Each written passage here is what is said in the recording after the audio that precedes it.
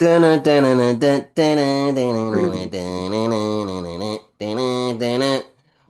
back to another episode of Sports Punch with my co-host Keeftootall. What it is, brethren? I'm all good, brother. How you doing, man? Good weekend. We find 30, 40-degree weather, man. Feel like springtime shy. It's springtime in Chicago, 34 degrees. We're gonna all be outside. We all gonna be outside in Boy. sweater vests and puffy vests and everything like that. We all gonna be outside, man. We're gonna be Oh dressed yeah. accordingly. I'm coming outside in my red shorts that I got on right now and get ready. Get ready with the Ja Morant song, you know? Ooh, right, summertime. Yeah, I can smell a grill cooking up right now. Somebody out Yeah. here like, Somebody we know is outside grilling for sure. Yeah, somebody's grilling. Somebody's definitely grilling. How's your day going so far, brother? so far so good. Just just getting really up right now. Was able to do everything I need to do. Got my laundry out the way, so I have to. I got some clean clothes. I'm out here fresh now. Oh man, I hope you fresh every day, man. You can't be out here smelling like dirty Oh no. dirty locker room, men's locker rooms and jock straps, bro. You can't be out here smelling like Oh that. fuck no, fuck no, no. It's just like I literally got down to my last drawers and socks. So I was like, let me go Oh get this Lord, out. Lord have mercy. Listen, I ain't gonna even front. I just got through doing laundry about a couple hours ago, well, about an hour ago. So I've been back and forth trying to get the camera angles together and everything with the tripod. This one right here seems to just not want to be the most collaborative and effective for me. So I've been having to change it up all day since I've been dealing with it. But yeah, I did my laundry, or I did my colors, Mm-hmm. colors, colors. So I'm done with the colors and everything. I'll probably go back and do some of the whites. You know what I mean? Maybe I do that. Maybe I wait till next week to do that. But I should be in good shape. And then I'm gonna after we done here, I'm gonna probably watch Departments that Ti and what's my man name from the 85 South. Carlos DC, Lewis or DC DC. Young Fly. I'm gonna tune into that and sit here at the crib and watch that. So it's gonna be a pretty chill day, man. I don't plan on going nowhere. Just chilling out at the house, and then getting ready for these games. But we here. Oh, so I ain't asked you about your week. My week was decent, man. We got a lot going on in the building, working for the county government and everything's a lot going on where I'm working at. Just trying to get ahead, not trying to get ahead, just trying to be on point with what I'm being told to do with contracts and memberships and dues and fees and stuff like that. It's a little tedious, meticulous project that I have, but I like to be more um, detailed than what people probably want, and it's me just finding out how to do this stuff. So like Yeah. every time I think I got something done, someone tells me something else that needs to be added to it. So I have a way of doing things and then they have a way of doing things. But um everything gonna work out, man, and we gonna keep on moving and grooving. So life is good. Let's talk about some sports. You Yes, got it. sir. Let's rock out, pimp. And we're gonna for the day we got, we're gonna react to the NBA trade deadline, how everything Yeah. worked out, trade winners, trade losers. Um, we're gonna play King of the Hill style with power forwards in the NBA. King So of the Hill. Wait, when we say King of the Hill, what we talking about? it's usually like when you start with one player, like I name somebody right off the bat, and then I keep naming people that you think either is better than him or not. Oh, So okay. you All right. pick All like right.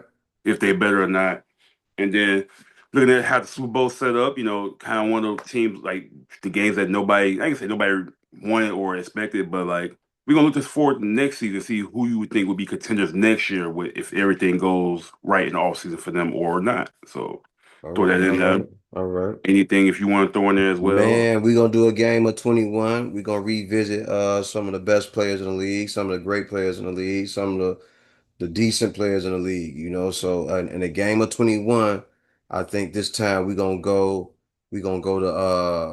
back to the small forwards, or I may just stay with the centers this time around and go all time centers. So yeah, maybe we'll just stay with the centers this time around because I don't think I did the centers edition yet. But we're Yep. gonna do that and then we're gonna rock out with our cock out. Peace and Yeah. love to everybody. Let's get it going. Started off Keith too tight, too tall. All right. So wild week for the NBA. They had, a bunch of trade. The trade deadline was on Thursday, 5 o'clock p.m. It was good to see some trades being made throughout the season. Like look like everybody kind of had like a little trade going on, or the hand in some type of like switching the players to try to improve their playoff odds, or tank a little bit more. Since we in Chicago, we're gonna start with the Bulls. They made 7 trades. They made seven. Oh, I thought it was just a couple. All right, let's talk about it. Yeah, Let's get in man. So depth we with talked about it this. last one. We talked about how we traded away Vooch to the Celtics, which a lot of people were considering that was a winner of the trade right there. I'm like, that could be a solid pickup for them. But we actually end up trading after that. We traded Kobe White to the Charlotte Hornets, Mm. and then we traded Io DeSumo to the Minnesota Vikings. Great pickup. Which I thought we would end up keeping, Yeah, and the that's what Bulls said everybody no. wanted. They gonna strip it. They gonna strip it down to the floorboards. Literally, that's what everybody wanted. Like, Chicago kid. He was coming to his own. He looking good this year. Like maybe he just needed that, that room to be able to be the next guy next to Giddy. But and the thing is, like, people complaining about, like, everybody was saying like the Bulls fans are complaining that what we've been asking for is make trades, and that we finally doing them is we still complain about it. It's like it ain't we complain about the trades, it's what we get in return of those Right, trades. Like right. we made all these trades from Zach LaVine, DeMar DeRozan, Vucevic. Like Yeah. we literally got rid of everybody, Io, Kobe, but did not get a not one first round pick in return for the future like draft capital. Mm-mm. That's Mm-mm. And originally, my thought was that Kobe might end up, or I thought he would end up staying, or he would end up in Minnesota. But you keep on going with your thought. Like not one first round draft pick in the whole process but of this. we but Second we got round draft picks, right? Bro, we rich in second round pick draft. I think we got like 14. I think like us and like I want to say Memphis or somebody or no, or yeah, Memphis or somebody like that got like the most second round picks. But like Mm. second, how often do you get like a great player out of the second round? Like every now and then, one every other 2 3 years We got to maybe. be careful with that because I'm sure if we review the history of some of these good players that are in the league, some of these guys were second round picks. Yeah, It just took them a while to earn a spot in the league, or because no one saw their trajectory. They made a mark in the league. So there's been some decent second round. What I think should really happen, I don't know if you agree with this, but I think man, the league should go ahead and make a third round. What you think?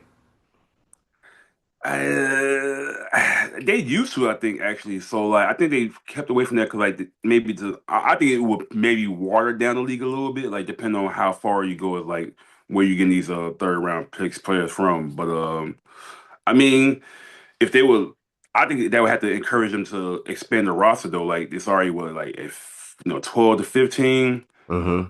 I mean, if you just make it 15 guys, because like now it's pitched with these teams getting hurt and all this stuff, like you probably need these extra backups to come in. It just depends on the minutes on how you're gonna play these guys. Like a lot of coaches play like 8 to 10 guys usually. Yeah. Usually during the Yeah. season, like 10 maybe, but by playoff time, it's probably like 8 to 10, 9. I know some So of these coaches like to lock in and narrow it down early on. But if it was me, man, it would be all hands on deck. If it's a 15 roster team, I'm playing at. I know I got my starting five, right? And I mhm. know I got my rotational players, but certain points of the game, man, I gotta see what these other dudes can really do on this team Yeah, because they playing in practice. You know what I right, mean? We know we exactly. running 5-on-5 in practice, and we know we letting the second five come in and they're rotational on both sides of the team. So I'd be running a full gambit, man, just to make sure I know what I got on my squads.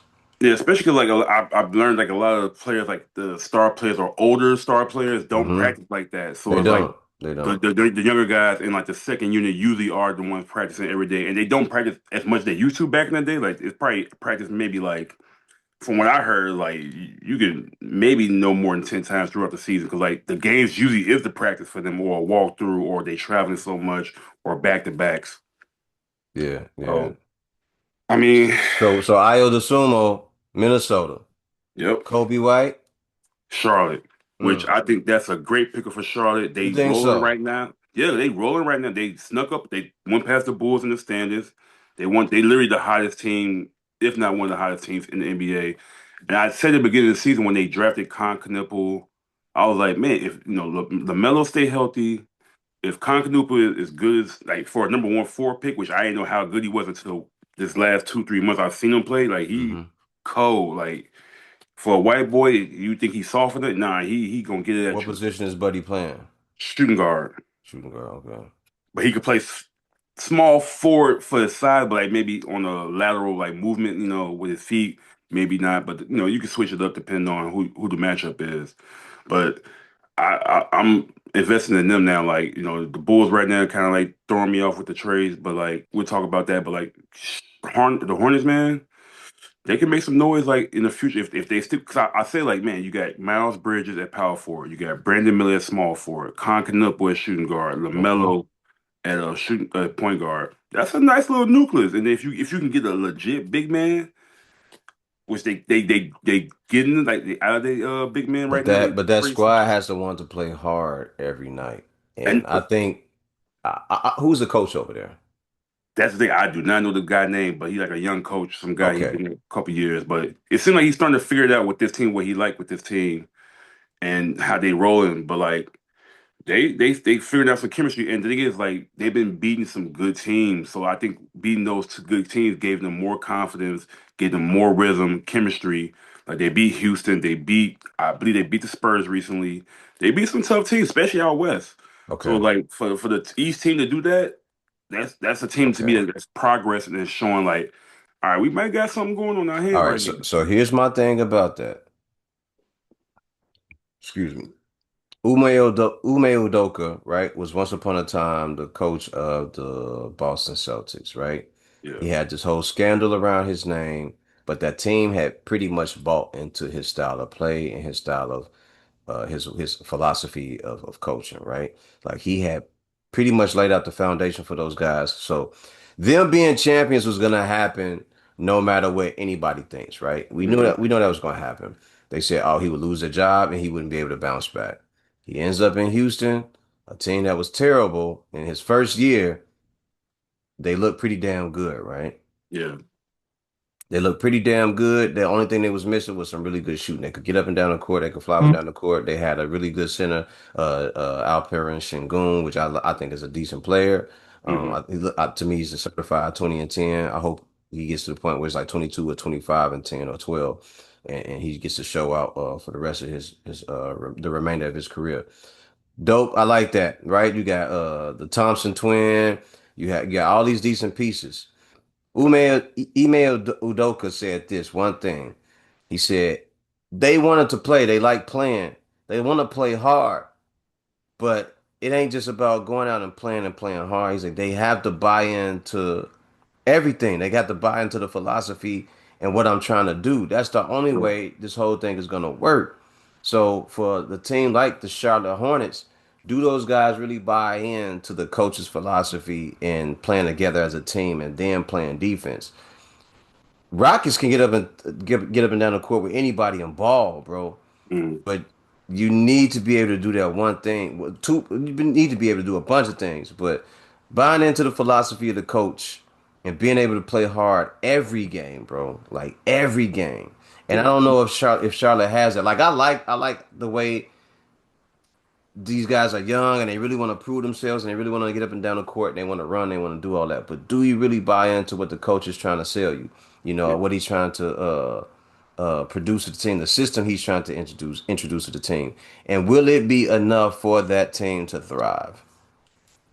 True. I mean, with this young guy, like, I mean, I can see where if depending on how the season goes, if they get into the play in and find a way to play, either win or lose, like if they get in the play in and somehow stick in the playoffs, then they might stick with dude. But like, I think if they make the play in, win a game or two, or lose and bounce out, they might try to go a different direction, find another coach. When But was the last time they were in? Was it with Baron Davis or have they been in the playoffs recently? they've been the LaMelo's first year they went to the playoffs. Okay. So that's why I thought like, oh, they got him, and they barely had too much then. So it was like, all right, they had a nice little squad around him, but like they traded away or lost guys after that season, so they've been kind of like not in the playoffs since then. But that's what I was saying, like they put some nice pieces around LaMelo, Hmm.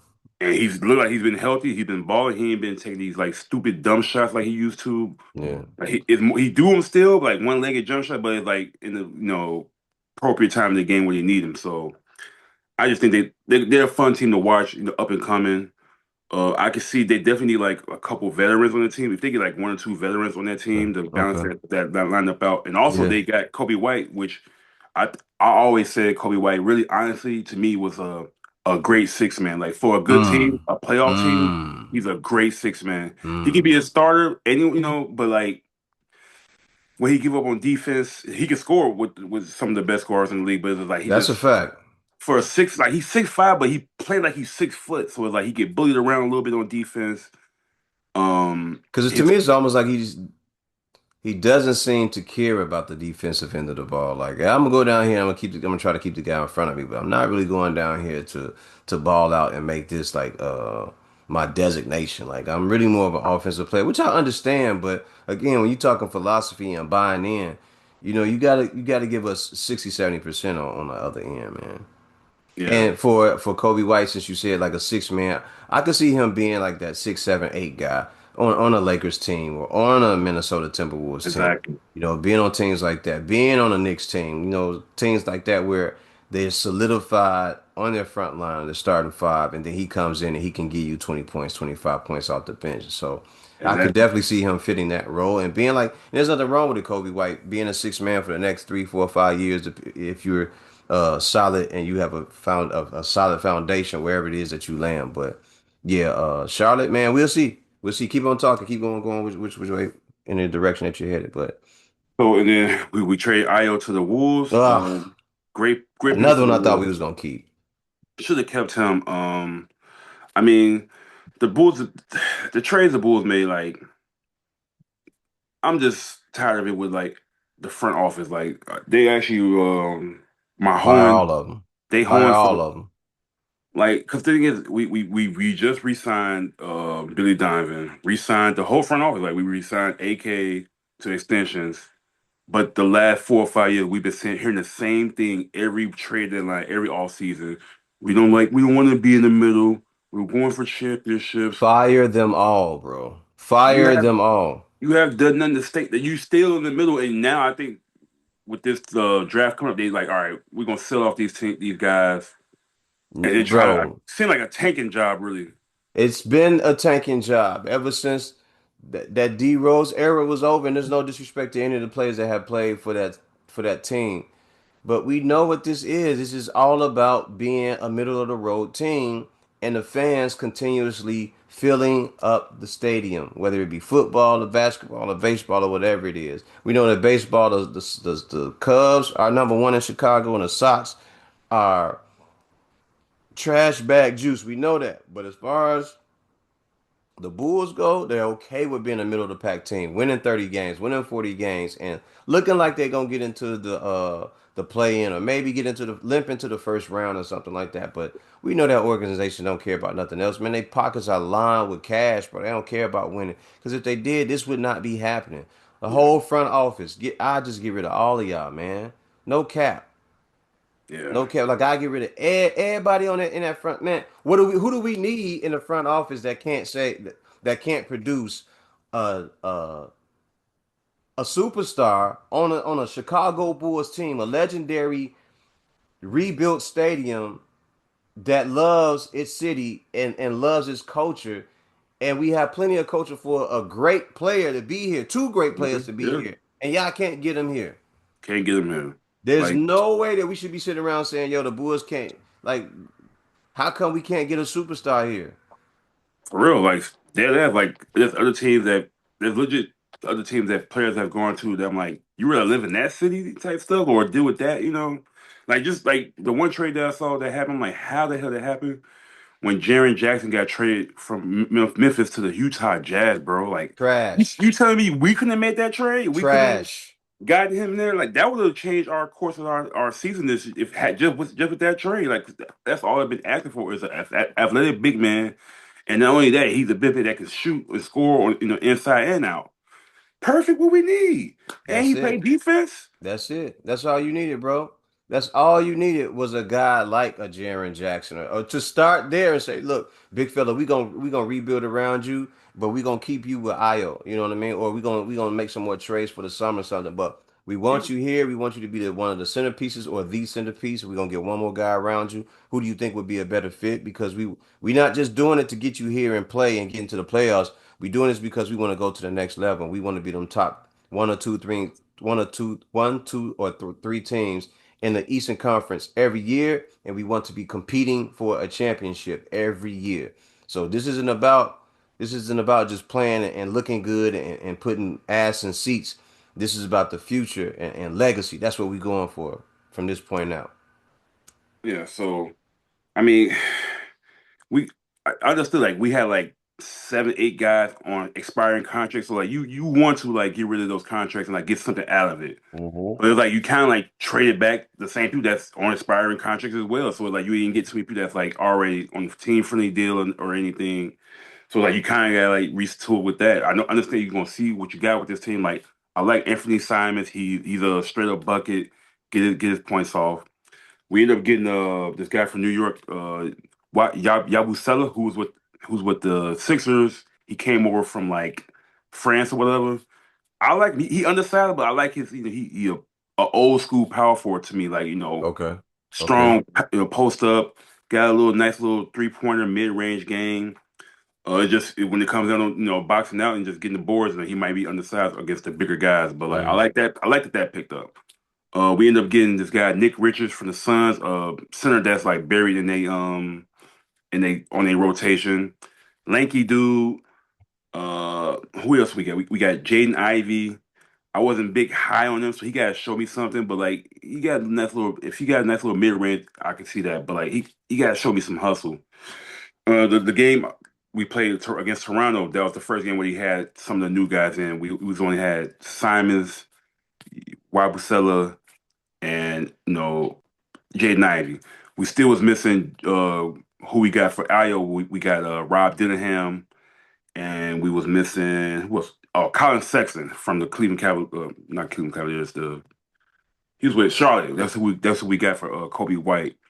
So it's like it just basically just an undersized team that like Yeah. I don't know what it is with AK in this front office. They just like undersized players, or none of our forwards or guards are strong enough to deal with other teams for guards. Like So the we team. sitting over here with Rob Dillingham and a bunch of other guys. So we pretty again stripped down to the floorboards. Yeah, and like with this team, like the first game, like I give them like that was the first game to get us, so there's gonna be some sloppiness. There's gonna be some not really knowing your teammates. So it's like I'm gonna give it some time to see what the second half do with this team and see who's gonna be a fit for us next year.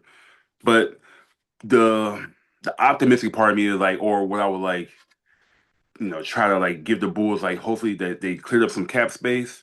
We'll have some money in the off season and hope to pray to God that we be able to sign somebody, like either sign somebody through free agency, a big name or a big great player, or make a trade in the offseason that we can get somebody that maybe not be staying with somebody alone. Like Giannis still with the Bucks, Zion still in New Orleans, so like Do you feel that Giannis is dedicated to staying in Milwaukee? Do you feel like that's actually what he wants, or do you think he really wants to make that move to New York? I think he does what he wants. I think he really want to try to stay in Milwaukee to be like a one team guy.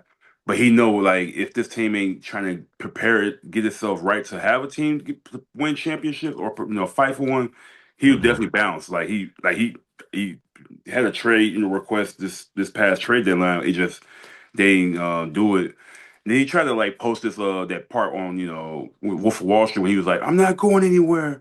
I'm not going." And in the caption he said great ones, don't leave, they attract. And I kind of like, boy, ain't nobody trying to come to Milwaukee. Get the fuck out of here. And Like, and that's the thing, like, who can you attract to Milwaukee? Giannis Antetokounmpo. Who are you gonna get? The Greek Freak. Who are you gonna get to Milwaukee?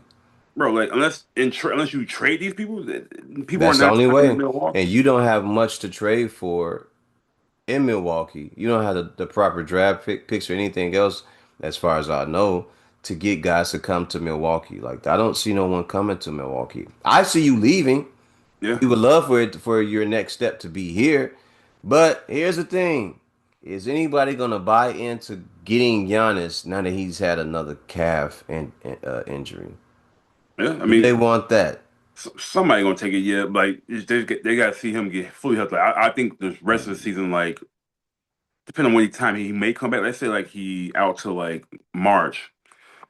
I mean, I feel like you just go ahead and just try to like tank it, try to get a good draft pick so you can probably match up with him next year to see how that Hmm. go. But I mean, I think he out the door if if they don't get any players. But I don't think they unless they pull out a hat out of the rabbit out of the hat. Rabbit out the hat, yeah. That's the only way because I don't see him. I don't know. I don't know. It's a really delicate situation with him being injured, not being happy in Milwaukee, knowing that teams are interested in him, knowing that now it's out there that the New York Knicks are a designation for him and they would like to have him as well. But putting that package together for Giannis, is that going to make sense as well? What are True. you giving up? Are you going to give up Cat? Because I see Cat leaving. Yeah, I see Cat. I think you're going to swap him out. possible. I mean, that thing is like you're gonna have Cat and was it Miles Turner, which could be a solid if they That could be solid over there in Milwaukee. To me, if that was it, I would make that trade. Hey, we got Cat and we got Miles Turner. That's dope, right? But for Giannis, I think it helps out with Jalen Brunson because now we running the pick and roll and the screen and roll correctly. And I know this guy ain't gonna pop out and he ain't gonna take a 3-pointer, right? So Mhm. I can run that pick and roll with him. If I get jammed up, I can run it back around him again. And we got shooters on the wing now. But I know in Giannis, I got somebody that's going for 12 to 15 rebounds a game. And he gonna play with all the ferocity and tenacity in the world. True. Yeah, the Detroit Pistons played the Knicks last night and they crushed them. So it was like, but they had no Cat either. Mm, So it's like, see how that is with that team without Cat. But like, if you had a Giannis, that could probably definitely change the game for y'all or take y'all to that's that next true. level. So That's true. And all you need for Giannis to do is, man, hit his 15, 17-foot jump shots and then back down guys when it's needed and use his hook shot to his advantage. And you prime to be wherever you need to be in the playoffs every year, one, two, or three in the Eastern Conference. You prime to be there every year. So yeah, it would but make it's sense to be there. the East wide open. But like Detroit, they hooping right now. They looking like a strong team that could come out the East. Mm. Boston Celtics, they just got Vucevic for there. A lot of people are crowning them as a winner for that trade, which I think it could be a good trade for them to bounce out their team. But it's gonna be some time. It's gonna show that his defensive end gonna catch up to them on some Yeah, it games. is, and he's slow foot too. So when he's running up and down the court, this is why I also think with Vucevic, man, you got to get him not just acclimated to your team and your system and the plays that you running, but you got to give him the ball because if dude don't get the ball, he ain't one to really be engaged in what's going Exactly. on. It's Yeah. more of him just running down the court, just lumbering up and down the court, Talking not to the ref. caring. Yeah, because he's not gonna be caring about the game. He don't care. But you got to get him them touches early and often. You got to let him do his thing first, second, and third quarter. You got to let him get his touches, man. Otherwise, he's not gonna be engaged. To me, that's just what I see. No, I agree because there was games this year and last year where like if we show like when we went to him early and like got him going, he played better defense. He was like more active on the defensive end than ever. But if it took a minute for like us to get in our offense, they wasn't looking for him on the mismatches, or just Hmm. like he just was in bad positions, or he arguing with the refs over calls and stuff. That's gonna take him out of his game. And, he ain't gonna be as interested. No, he not. He not. So Do like to get his points more than anything else. You know what I mean? Take his jump shots and all that shit. I wish he was more of a dominant dude. Maybe it's because it's not. The team was more guard oriented and he couldn't run the play. They didn't run a lot of the plays for him. But um, I wish him the best. I think Boston yeah, may be a better fit for him out yeah, there no. in Boston. That may be a better fit for dude. Yeah, that way he ain't gotta be the guy to guy. Like you still got Jalen, you still got, Derek White who can facilitate some stuff. Pritchard with the lingering of, maybe potential, Jason Tatum coming back. So it's like he could be that third, fourth guy that you need on that team. And that would be a great look for them. With the Bulls, he was a 1 to 2 guy. And like I always said we should have ran the offense through him. Like every first play of the game, get him in the post, let him work his magic. But That's every a time, fact. like I agree with that. I mean, every time he shy away from the post. I'm like, man, get inside. Use you so big, dog. Like thing is, like, he would show up against games against other like Europeans. Like when Nikola Jokic was in town, boy, that's the best I ever seen that man play. Hmm. When Luca and them is like, I swear, but like I understand like he's a little older and stuff, but it's like man, like we could definitely use that every game, you know. But Nah, he my can't G, he can't do force me. when you lace him up and you step on that hardwood, bro, we need you active every night. We need you to go out there and put up the better effort every night. That's what you're here for. Yeah, true, true. But that's another reason why I didn't like that trade. Going back to who was that, DeMar DeRozan, that one of them here, because it was like, if they make this trade for this dude, are both of them gonna be here in the next 3 to 5 years, or are they gonna break it up anyway? Like, and with them having that type of those type of guys out there playing, are they gonna be are they gonna be together? And are you gonna put the other pieces around them to make sure this is a championship contending team? And we saw that in the first 3 to 5 years. The first year was decent. The second year was good. And the third year, when they started having issues with one another, then it started tanking after that. I was like, oh, they gonna break this up. They gonna break Yeah. this up or whatever it is. I think it was the first, second, and third year. Yeah, I was like, they gonna break this up. This ain't gonna be around for too much longer. When And DeRozan got then they gave dude that big contract. They gave Levine. They gave him like 240 million for 5 years. I was like, no, that ain't gonna do it. like with the Vooch thing, like he got here before the Rollers, so like we had him like a year or two, We and then did. yeah, he came like 7 years ago. So then we had got the Rosen like Mm. a year or two later. Um, so when the Rosen came in, like we ended up getting Lonzo that same year. So like, that first year, we was looking great. We was number one, you know, in this in the East until Lonzo got hurt, and that's when everything just dropped. Like it showed like Lonzo was that key ignition for that team to go, like for Vooch and the Rosen to work, Facts. and for Levine to work. And the Bulls had Alex Caruso. He had Exactly. So Caruso like there we as well. So we had like a defensive anchor, we had an engine, and we had Lonzo Ball, who played defense as well, but he was also the floor general for the Bulls too. so my thing, like, I ain't gonna kill them all the way. They tried. They gave us they tried to set us up a good little run with the team that we had. It's just once you saw that Lonzo went down and he was the key factor in that offensive going, you should have got you a player like a Rondo again or somebody who's a strictly point guard. Like, let Yeah, me get everybody else do their thing for yeah. this team to work. And we didn't do that. We just kept riding with who we were, like as a slow, you know, half court team, trying to be a running team, but you still got DeMar slowing the ball down. You got Levine playing 1-on-1. So it was tough. And like Vucevic just trying to be, you know, figure out his, you know, position with them on the That was team. So true. it's like, That's true. I just think you could have made better trades for the guys that you got. Like Absolutely. you could have got Levine for some out of even if you just trade Levine for a couple first rounds or like a first round and a couple of second rounds, it's like, all Hell, right, even if you would have said, all right, yeah, you saying exactly what I wanted to say. Take Levine, get him out of here, get another four or a couple fours that can play the four and the three and a four, and get them involved in it. And then we would still have Kobe White, we would still have Ball, and hopefully if Caruso would have still been here, we would still have right. those guys here, and we'd have been able to rock out. Then you got Vooch still sitting there able to do whatever it is he needs to do, and you can either you're gonna slow the ball down and let him rock out, or you're gonna slow the ball down and let DeRozan rock out, or you trade him and say, look, let's send him somewhere and let's get some shooters on the squad now. You know what I mean? Something like that would have made sense, but that ain't what they did, man. So here we are again, year Yeah. 56, after Michael Jordan has left, you know, after D Rose's jersey has been retired, and it's still terrible. And so now, like now, we got the D Rose jersey out the way, and like, what else y'all gonna celebrate from the old in the past? Like y'all still trying, you know, use these past, you know, success that we had, Jordan, D Rose, and them, the baby Bulls. Like now, you got to show us, bro. Like if you are y'all really this good of a GM and you know No, they front not. office? So far, what But do it's you like think? they making Garpax look like you know The best thing ever, bro. exactly. They talk about them. I ain't gonna say they looking like they make it sound like these guys are the best thing ever.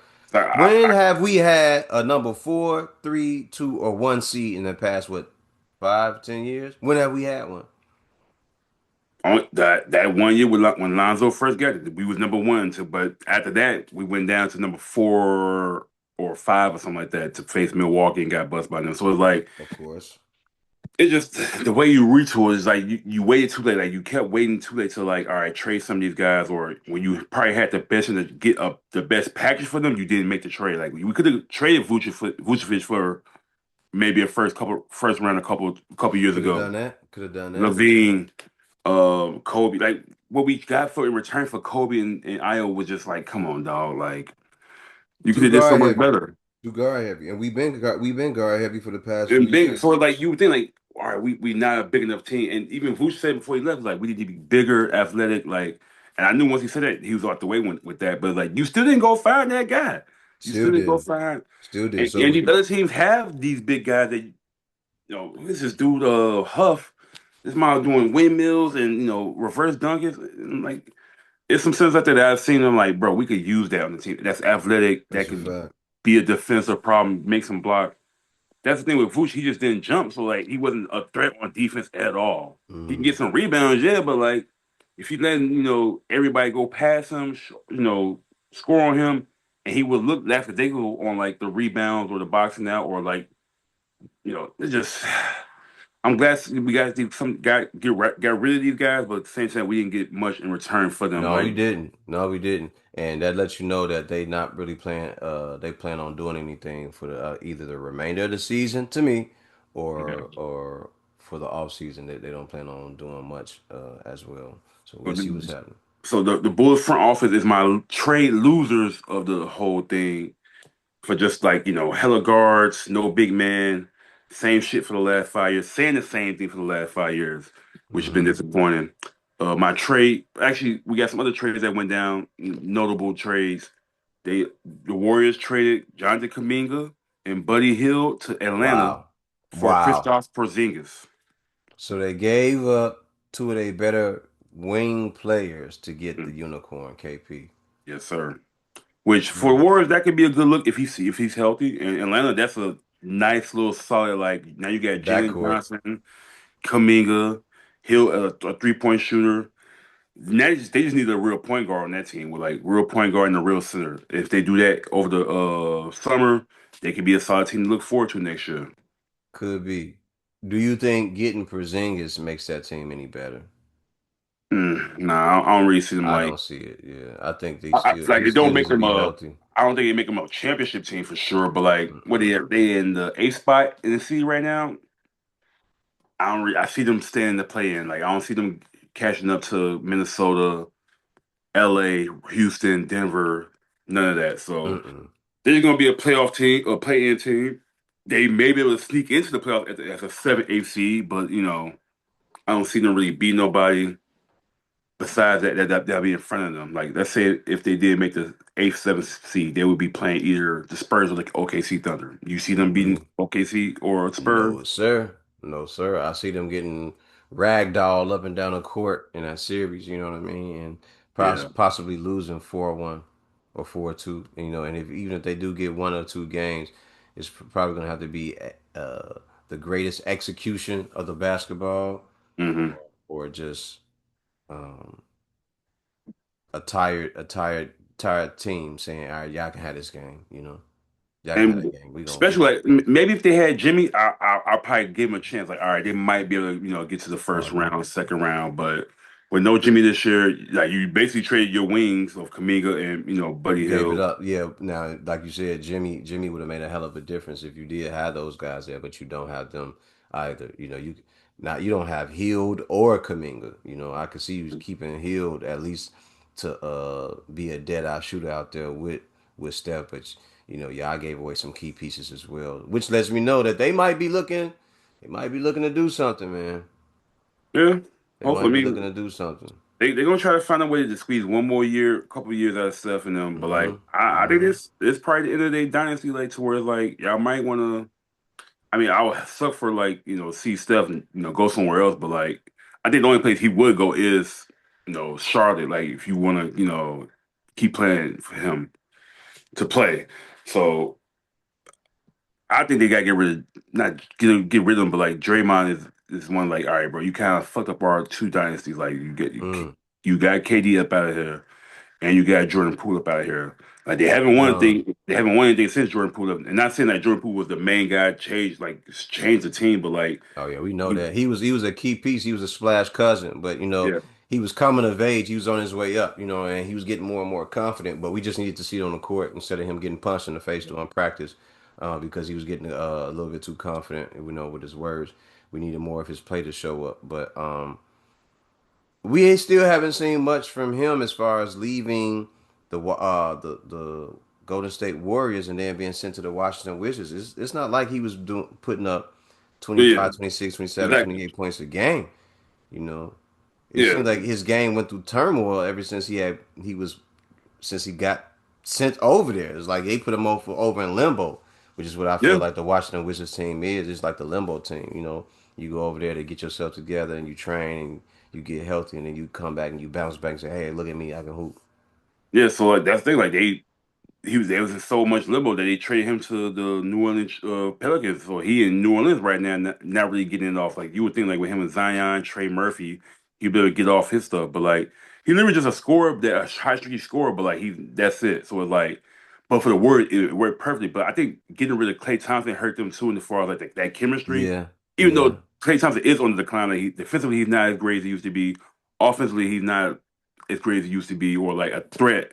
But something about him and Steph being on the same team kind of like balanced each other out. It did balance each other out. And I think the other part that bothers me about that is that, you guys traded him like you just already knew this, like he would just deteriorate.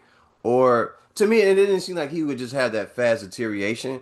It just seemed like Clay, man, that injury, he was very ginger about it. Like he really didn't want to play on that knee, which No, yeah. which let me know that hey, either that knee is really bad and they know that you're not going to be able to heal from that, or they know that your confidence is gone and it's probably best to just get rid of you now because you're not I going to think be able that's to move up and down the court. a little bit of both on that end. Like Yeah, literally, like they knew that he was not the same Clay, and then like it's understandable that they didn't want to pay him all the money that he wanted to get paid to be on that team. there So it it's just is. like, That was the other thing leading up to that, right? Because he was expecting yeah. to get a big contract soon, right? So I think part of that is like sometimes the players gotta realize, like, man, I understand you want to get paid, and the loyalty from the Warriors should have been there, but this is a business, so like you don't expect too much loyalty. But like for what he did for the team and the city, he should have got like a good contract to stay with them for at least another 2 years, like to see if they can keep riding that wave. But I feel bad for him because they sent him away to the Dallas Mavs. He was expecting to go play with Kyrie Irving and Luka Mm, Doncic. mm, Then you trade Luka Doncic to LA. You get AD, a mm. couple other guys. So I'm like, all right, maybe you can balance that out with that team.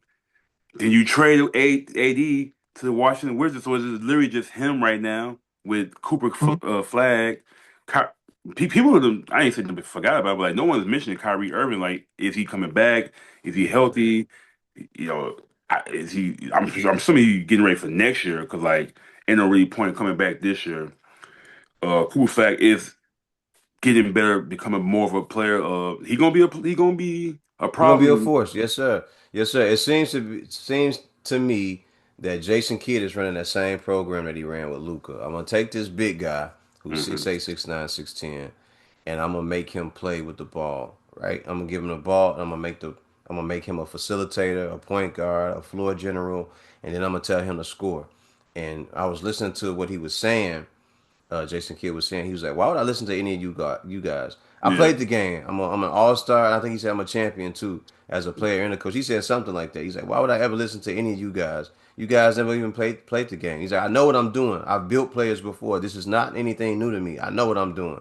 So we can tell already that he's already getting them the ball and he's letting them go downhill and he's letting them do his mixtape, have his mixtape moments and shoot the ball as well. So I can see a situation where that whole freestyle flow of basketball that they want to play, where they don't want to be running plays. I could see him going in that direction, but I still think that these guys should, keep it disciplined where they do have set plays and they do run set defenses and everything. But he did a hell of a lot with Luca. Remember, they were in that playoff. I think it was going for a championship where they were in that playoff run, and he was yeah. calling it out for Luca where Luca was supposed to be and everything. So he, Jason Kidd knows what he's doing for a guy Yeah. like that, and you could tell even with Kyrie working with him when they were showing the clips of him and Kyrie doing practice. You can say, oh, yo, they're really showing him the game. They're giving him the game, the knowledge, and the tutelage to make sure that he's okay and he'll do well, whether they are there or he's there by himself. So it's dope to see with Cooper Flyer. But Luka gone. AD sent to Washington Wizards, man, and we don't. And Kyrie, we'll see him next season. So we don't really know what's gonna happen with that team. Is Likely still there? Yeah, yeah, Lively, I mean, Elijah, yeah, yeah, he's still there. And the other brother that was a center as well, right? They had two Gafford. big bodies. Gafford, they had two big bodies down there, man. So I don't know how that team's gonna look and what moves that they plan on making, Mm, but it'll be a hell of a thing to see coming up during the off season as well, you know. But for true. right now, it just is what it is. Yeah, but a couple of trades that went down. Luke Kennard went to the Lakers. I think the Lakers had ain't gonna win the championship with this team, so it's like they got scoring with that, but you already had a white boy on your team that's not being played. Dalton Connect. Bro, West Side Connect, why is he not playing? Why is he not playing for the Los Angeles Lakers? That's my guy. I thought he could ball. Yeah, And he that didn't seem like he had bro. any fear in his game when he was playing. He was dunking, he was shooting a tray ball, he was bringing the ball up court. Like, I don't know. Why is he not playing, fam? I mean, I think he's still in his feelings, or kind of still in his feelings. I wouldn't be mad, like, too, because like they traded him, and then they traded him away to Charlotte last year. But the guy they traded him for had failed the physical, so So it reneged the got trade. rejected. Yeah, it got rejected or So whatever. so like when you don't want to go hard for a team, probably that you just showed that you didn't want me, or like you tried to get me up out of here for another player. So it's kind of that probably the trust is going between him and the coach. But I don't know. It's just I would think just use him just to build up some trade value, and he could probably go somewhere else, do his thing. But Unless he knows something that we don't know. Unless he knows that that's there who. may be another trade coming up where his name will be brought up again and they will get rid of your ass. But if I were you, kiddo, fuck Laravia. I don't care who else is there. If it ain't Austin Reeves, I will go out there and ball out. You already shooting well. We love your game. We love seeing you out there. You already had a nickname. They were calling you Westside Connect, man. You were a fit for the Lakers. So go ahead, get out there and continue the ball, bro. Get your nut off. And then the Clippers traded they center Zubac to the Pacers for Mathurin, who I wanted the Bulls to get. I wanted Mathurin to come like get the Bulls to come to the Bulls because he can get his own shot. And it seemed like he was slowly developing. The thing is, like, he balled out the last like couple years of here. Something about him on the Pacers just like I don't know. Him and the coach got a problem. Like he would play some games he wouldn't. But when he did play, he would ball out or he'd have like a so-so game. But solid trade for the Pacers to get a center back after losing Turner to the Bucks. I mean, stuff like that. Like they just gearing up for next year. Like now you're gonna get Tyrese Halliburton back. You're gonna have Pascal Siakam, Zubac, possibly what they number Obi they Toppin comes back too for Indiana, right? Obi Toppin. They the worst team in the East record wise, so they probably gonna get a top three, four, five pick. Yeah, Just imagine who they get for that, plus yeah. getting Halliburton back. So these teams like that's what I'm saying. The Bulls They is like got they got some decent pieces over there in some Indiana, teams man. like Indiana and Washington, bro. If like everything has to go What you right, trying to tell me about Washington, bro? What you trying to tell me about Washington? they are on paper looking like they could be a team to worry about next year with Trey Young, Anthony Davis. It's Anthony just, Davis, fam. but the thing is, the only thing is big contingent on him staying healthy. Like it only going to work if he's still healthy, and we know that's not happening, dog. So it's like, but let's say they prepared themselves better than the Bulls have for the future. I say that. Like at least they got I'll some give you draft that. picks. I'll give you that. They have some type of like, all right, we have a point guard center and fill out the rest of the team. So you got Trey Johnson, who's a threat from the outside, scorer. Johnson. Okay. Um, Trey Young, and then they're probably going to get like a top five pick, 6 to 10 pick. Okay. Imagine if they get some, or they get, let's say they get a top three pick and they get one of the better college players in the league. Put him on the team with that. On paper wise, it looks really good for them for the future. But But it's a big if on if Anthony Davis can play a and full there it season. is. And there it is. I don't know what happened to Anthony Davis. We can only Privilege. speculate. We don't know. We know that you're riddled with injuries, but we don't know if it's just one of those things where you're one of those guys that have the injury bug and you can't escape it, or if it's one of those things where you might have been taking some type of steroid and no one told you, or you did know, and now this is the after effects of it, or if it's one of those situations where I don't want to work out. I'm fine with just being the way I am, and I'm not going to no gym. And I'm not going to do all that to put all that on my to put all that resistance on my body. I don't want to work out. I don't know what the hell it is, but Anthony Davis, I would like to see you healthy and play a good 5 seasons straight and you dominate and it's 12, 25 and 12 every night. I would like to see that. Even if it wasn't in a Bulls jersey. Right now, the way you are, I don't want you here. I want a completely healthy guy. So if it's in Washington where you finally get your boogie woogie on and you able to boogie with your left foot and your right foot and do your 1 and 2 out there, stay out there and hoop. But the current situation where you're not playing and you can come back and you play 2 or 3 games and then you're hurt again, it's so frustrating for us to watch it, especially being a kid from Chicago and knowing that you can really hoop. And I know it has to be even more frustrating for you to have to go through it and deal with it your damn self, knowing that you're better than what you're showing because we saw you in New Orleans hooping. We saw that. We saw you in your first couple of years with the Lakers hooping. We saw Man, that. We know that the tenure is there for you to hoop and ball out and be that damn good. But you helping a team right now win a championship or be a solid 4, 5, 6 seeding team, man. Like I don't see that at all, man. I I see him going into that basketball purgatory next. I actually think like him going in the warm, cities like West Coast, LA, Dallas, made him a little soft a little bit. Like, You think so? You think that was what it was? I mean, But bro, he was balling in New Orleans. true New Orleans, but like that, if geography is like it's like the gutter down there south, like like it's kind of like Chicago. You ain't gotta do it. It's gonna be some muffins out there you gotta worry about. So it's like Yeah, yeah. I think he was, Coming home may make him feel that gutter again. yeah, Like yeah, that get cold gonna grimy. get him like, oh, I gotta Yeah, like toughen up. I gotta put some weight yeah, on him. yeah. Let me get my shit together, man. Niggas might be out here watching me or something like that. But that you right though. Shit, that Because New when he was Orleans probably had him acting right. in New Orleans, he was hooping. He was like one of the best Hooping. players in the league of all, like not all Yeah. time, but he was growing to be that guy. Yes, So, yes. We thought that was the next step, and then I thought when he would get to LA, I'm like, oh, it's over, bro. Like yeah, he about to act a damn donkey. Like he about to really go off out there. Like he and gonna be with Bron. He gonna be averaging 25, 26, 26, 27 points a yeah. game. And it's gonna be 12, 15 rebounds every night. No. That's one team I What they wish. another thing they should not have done with that team, man. They shouldn't have broke it up. They should have kept Dwight Howard there. That's just me saying it, but they should have kept Dwight Howard on that squad and let them guys ball out together. Yeah, I forgot what it was that they let him go. Like, I think some weird shit happened between like him off the court. They're like, all right, we can get away from this. But like him on that team with backing up the AD was a good look. Bro, at the They had 5 and the Rondo. 4, that was crazy. Yeah. And like I feel like Dwight was still in shape. Probably like a year or two, like the Bulls could have got him. And he would still have been a serviceable dude. But I don't know, man. Like I'm mad that I wish we would have saw him and Boogie Cousins, AD and Boogie Cousins Ooh, play a few more years ago. Because like that year when they was playing, when before Boogie got hurt, they was ooh, hooping, and it was a man. With problem. Rondo at the point guard. It was a problem, and then they was about to go into the playoffs, but then I think, Boogie tore like ACL or something like whatever.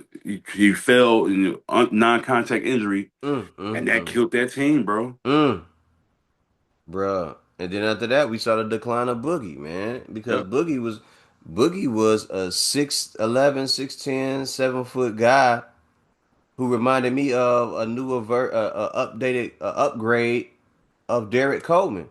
You know what I Hmm. mean? That's what he looked like to me. He looked like an upgrade of Tim Thomas. He looked like this really cold, dope ass player, man. That was really going out there, and couldn't nobody stop him. 40 points, 30 points every night, Hmm. and he could play bully ball. Yes. Step out, hit the 3 pointer. Step out, hit the long deuce, the from the elbow, free throw line extended. He could hit all them damn shots and rebound and play defense.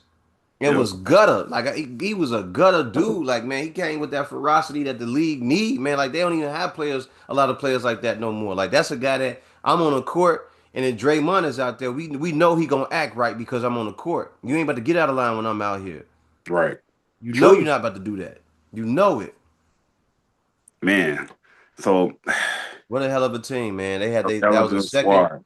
Yeah, that was the second coming of the Twin Towers. They was already naming it and calling it that. But you know that they always break up teams like that. Even when it was Greg Monroe and it was Andre Drummond when they were in Detroit, right?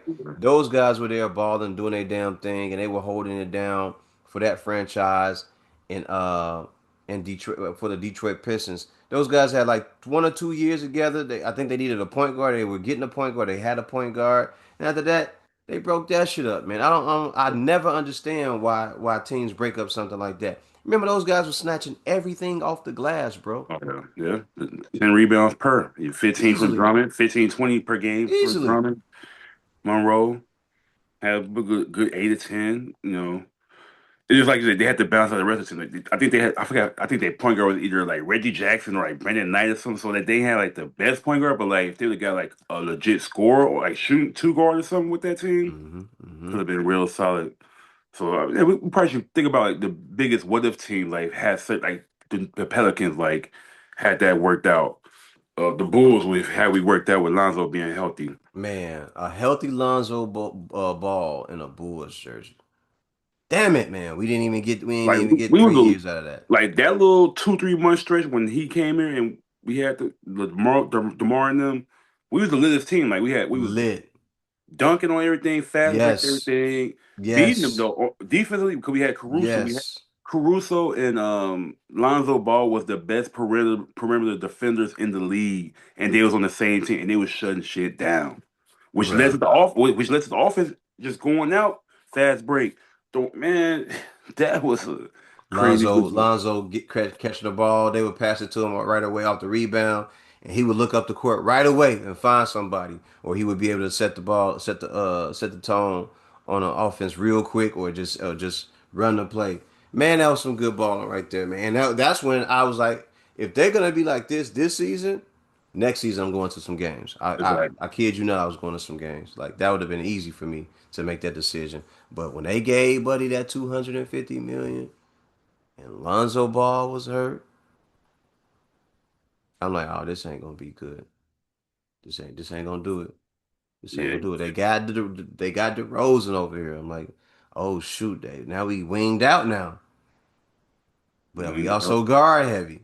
So what are they gonna do? And then nothing really transpired. I'm like, I like Kobe. I love Kobe White in this game, but we might want to trade him.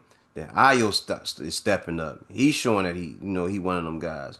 Like they need to make a move, man, because we can't have a rotation like this. But nothing ever came about it. So So the one thing I gotta say for all Chicago people that actually live in Chicago, local legit Bull fans, stop paying tickets for these games if y'all want to see a difference or make them feel it in their pockets. If to make changes to actually want against a winning team, you see what happened when teams like Chicago Bears and the Chicago Cubs potentially, in the Blackhawks, like when they thriving, the city is some of the best, city in the world. Like it's the hell of latest a place to time, be. Yeah, hell of a and the place to energy be. is great, and Hmm. like even like for the leagues, like they were saying the Bears games in the playoffs, the against the Rams was the most streamed game ever all time on Wow, Amazon Prime, or like wow. all that stuff. The Packer game was the most streamed game all time. Like it's just like the leagues are good or better when the Bulls, Bears are in it, Cubs, Sox, or something like that. One of those Chicago teams are in it. Blackhawks. And as we know, the other reason is because people move to those towns. They move to Yes. Wisconsin. And we They travel move to really Cali. well. Yes, that's the other part. And even though we might already be there, or we might be in those towns or those cities or those states, those fans travel well. I have friends that literally will go to those games in Vegas or in California, wherever it is. They Yep. go there for those games, bro, and they enjoy themselves. And they be sending us pictures, or they be posting the pictures on a social media. I love that stuff. I love that. So the Bulls organization, the Cubs, all those teams that we got here, man, they do travel well, as you said. Yeah. So we got support. It just people just stop buying tickets. Like I said this. the last year, a couple years, I said I'm done buying tickets. Only time I go to the booking is because it's free. Somebody gave me a ticket, it is free. The only game I went to last year I bought is because I wanted to see LeBron James probably before he get too old to want to like way I look Yeah. like he's looking forward. And it was actually the best game of the year. Like, there was a game where Josh Giddey hit the half quarter buzzer beater. Mm. That was worth the money. That was the only game that was worth my money for to give to Joey Reinsdorf. Besides that, I've been in like 2, 3 games since then for free. If it ain't for free, it ain't me. Yeah. I'm not just going in there. And I'm not gonna say the seats that I like, but I have sat in the first section, like right there, damn near on the floor. I'm like elevated though, like the 10th Yeah, seat or something. Like I've sat in those seats plenty times, enjoyed myself plenty times. I sat in the second section plenty times when it's a family outing or friends. We've had the sky boxes or whatever, and we've yep. had those tickets. And Yeah. Been hey, all through y'all, that y'all, motherfucker. yeah, and it's a good time. They bring out the food and you enjoy yourself. Hey, y'all want to rent one of these suites out? Yeah, Man, let's do that. How much you need? Hey, I need everybody to throw in 200, 250, whatever it is. It's gonna be just a small group, or it's gonna be this group of us, and we're gonna be in there. It's gonna be $175. It's gonna be 150, whatever it is, depending on the amount of people that's gonna be in there. And we enjoy that, whether it be through my cousin, or it be through somebody else that know how to do it.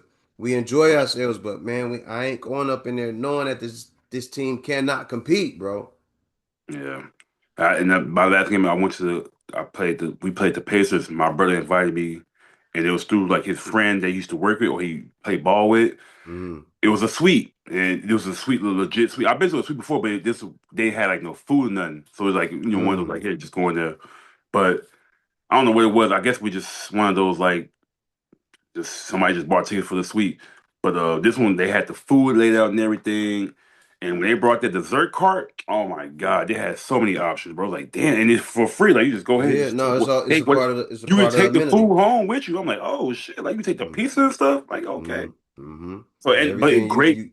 you get a chance to eat all that stuff right before the fourth quarter, like at around the third quarter. That's when they start taking them carts back. Hmm. Grab everything that you can that you want to eat or don't want to eat, and take that stuff home. You know what I'm saying? Because they done after that. They all the Like, beer and everything that done after that. So, like we was getting um, smacked by the Pacers, but I was having a good time because we got a great seat right behind the rim in the suites. there it Dessert is. part, all that there, cute chicks in there, some random people that I ain't know, but there's some people in there. I'm like, all right, I like that, but like, if you can get a good team to have this every game, boy, you'll be sold out every day. You don't have to worry about like that. So, We'll be waiting, bro. We'll be yeah, here.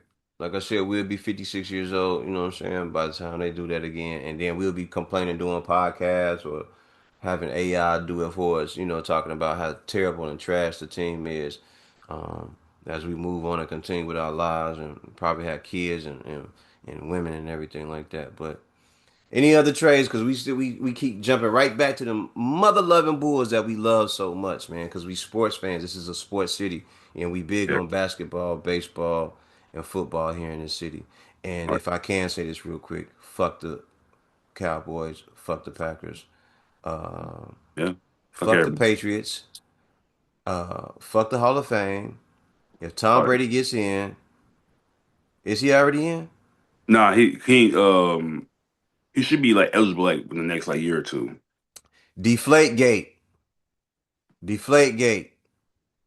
Spygate. For years, I was saying you the goat. For years, I kept saying, even when this last one you won, I said you was a goat. Mainly because I saw you do it, and I don't know if there was any scandal around you when you did it for Tampa Bay. But you did have young wide receivers that were willing to go down and crash out for you, and they Mhm. they played hard, and it was a hell of a season that you had. Even with the brother Antonio Brown acting a damn fool. Or I don't know, was he there when he won it, or was he there the next year after? So, he was there when he came to Tampa Bay. Yeah, Okay, so that's why they wanted. Yeah. no matter what, y'all got the Super Bowl, and you showed that you could do it without Belichick.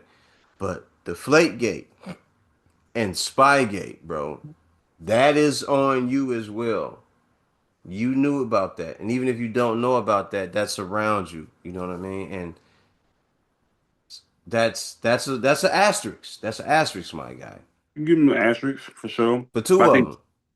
I think, but just going to Tampa Bay. that first year and win that thing, kind of game like, all right, he is good. He is a good quarterback. Like I still put him in my top three quarterbacks of all time. Like just how he played the game, how he checked down, how he put everybody in position, he motivated everybody. That's why I give him that GOAT. I mean, who else? And I like what you're saying because Tom Brady even said it. Like, yo, if you need 100 and something yards, I can get you the 100 and something yards. I just need you to do this shit here Mhm. to make sure that they not aware that you need your 100 yards. Do these things for me. If you do that, I can get you 110 yards, 120 yards a game. That ain't nothing. Like I'm a quarterback. I can do that. That's pretty much why I'm here. But I need you to do this, that, and the third before we get you to that. So with the asterisk, who would you put as your GOAT quarterback? I don't have one. You know? I don't have one. One of my favorite quarterbacks, I will say though, is like we talked before, Randall Oh yeah, Cunningham for sure. and Warren Moon, Steve was it Joe Montana, Steve Young, guys like that. Like I appreciate guys like that. I'm still a big believer in not a believer. I still like Peyton Manning because he was a dog out there. You know what I mean? Being able to change the ball and get people to jump off sides and the way he played the game was solid too. Um, but if you say the GOAT, I don't. The one leaning into it outside. So here's the thing: if you take away two Super Bowls from Brady, he still has four. He still Actually, sits at four. I think he no, I think he had he had Seven. five because of Tampa Seven. Bay. It's seven total. I forgot But about Tampa Bay. that's And I just spoke on oof. that. So you take those away, he's still sitting at five, bro. Yeah. That's why I Well, like he's that's still why, a GOAT. yeah, He's still a GOAT. yeah. I agree. Like now if you talking about like legit like who's your perfect like quarterback like you will build up like man, between Aaron Rodgers, him, Peyton Manning, Randall Cunningham, Pat Michael, Mahomes. Pat Mahomes. Oh yeah. Why we Pat keep Mahomes. forgetting about Pat Mahomes? We Pat cannot Mahomes. forget about him. Just because you had a bad season don't mean nothing, Pat Yeah, Mahomes. no, We yeah, know yeah. we know you a dog. Yeah, Let me for get up sure. in the screen real quick. We know you a dog, bro. Yeah, We yeah. ain't gonna we know that hey, every good player has to Pat go through real. some has to go through some adversity, man. You did that on the field as a player, a challenger and a champion, and now you have to do it physically and emotionally and mentally as someone who's coming back off of an injury. So we know that you can ball out. We ain't worried about that. We know you're gonna get out there and ball. We know what's coming. We know what's coming. We know you're gonna get out there and make sure that they put the right guys around you.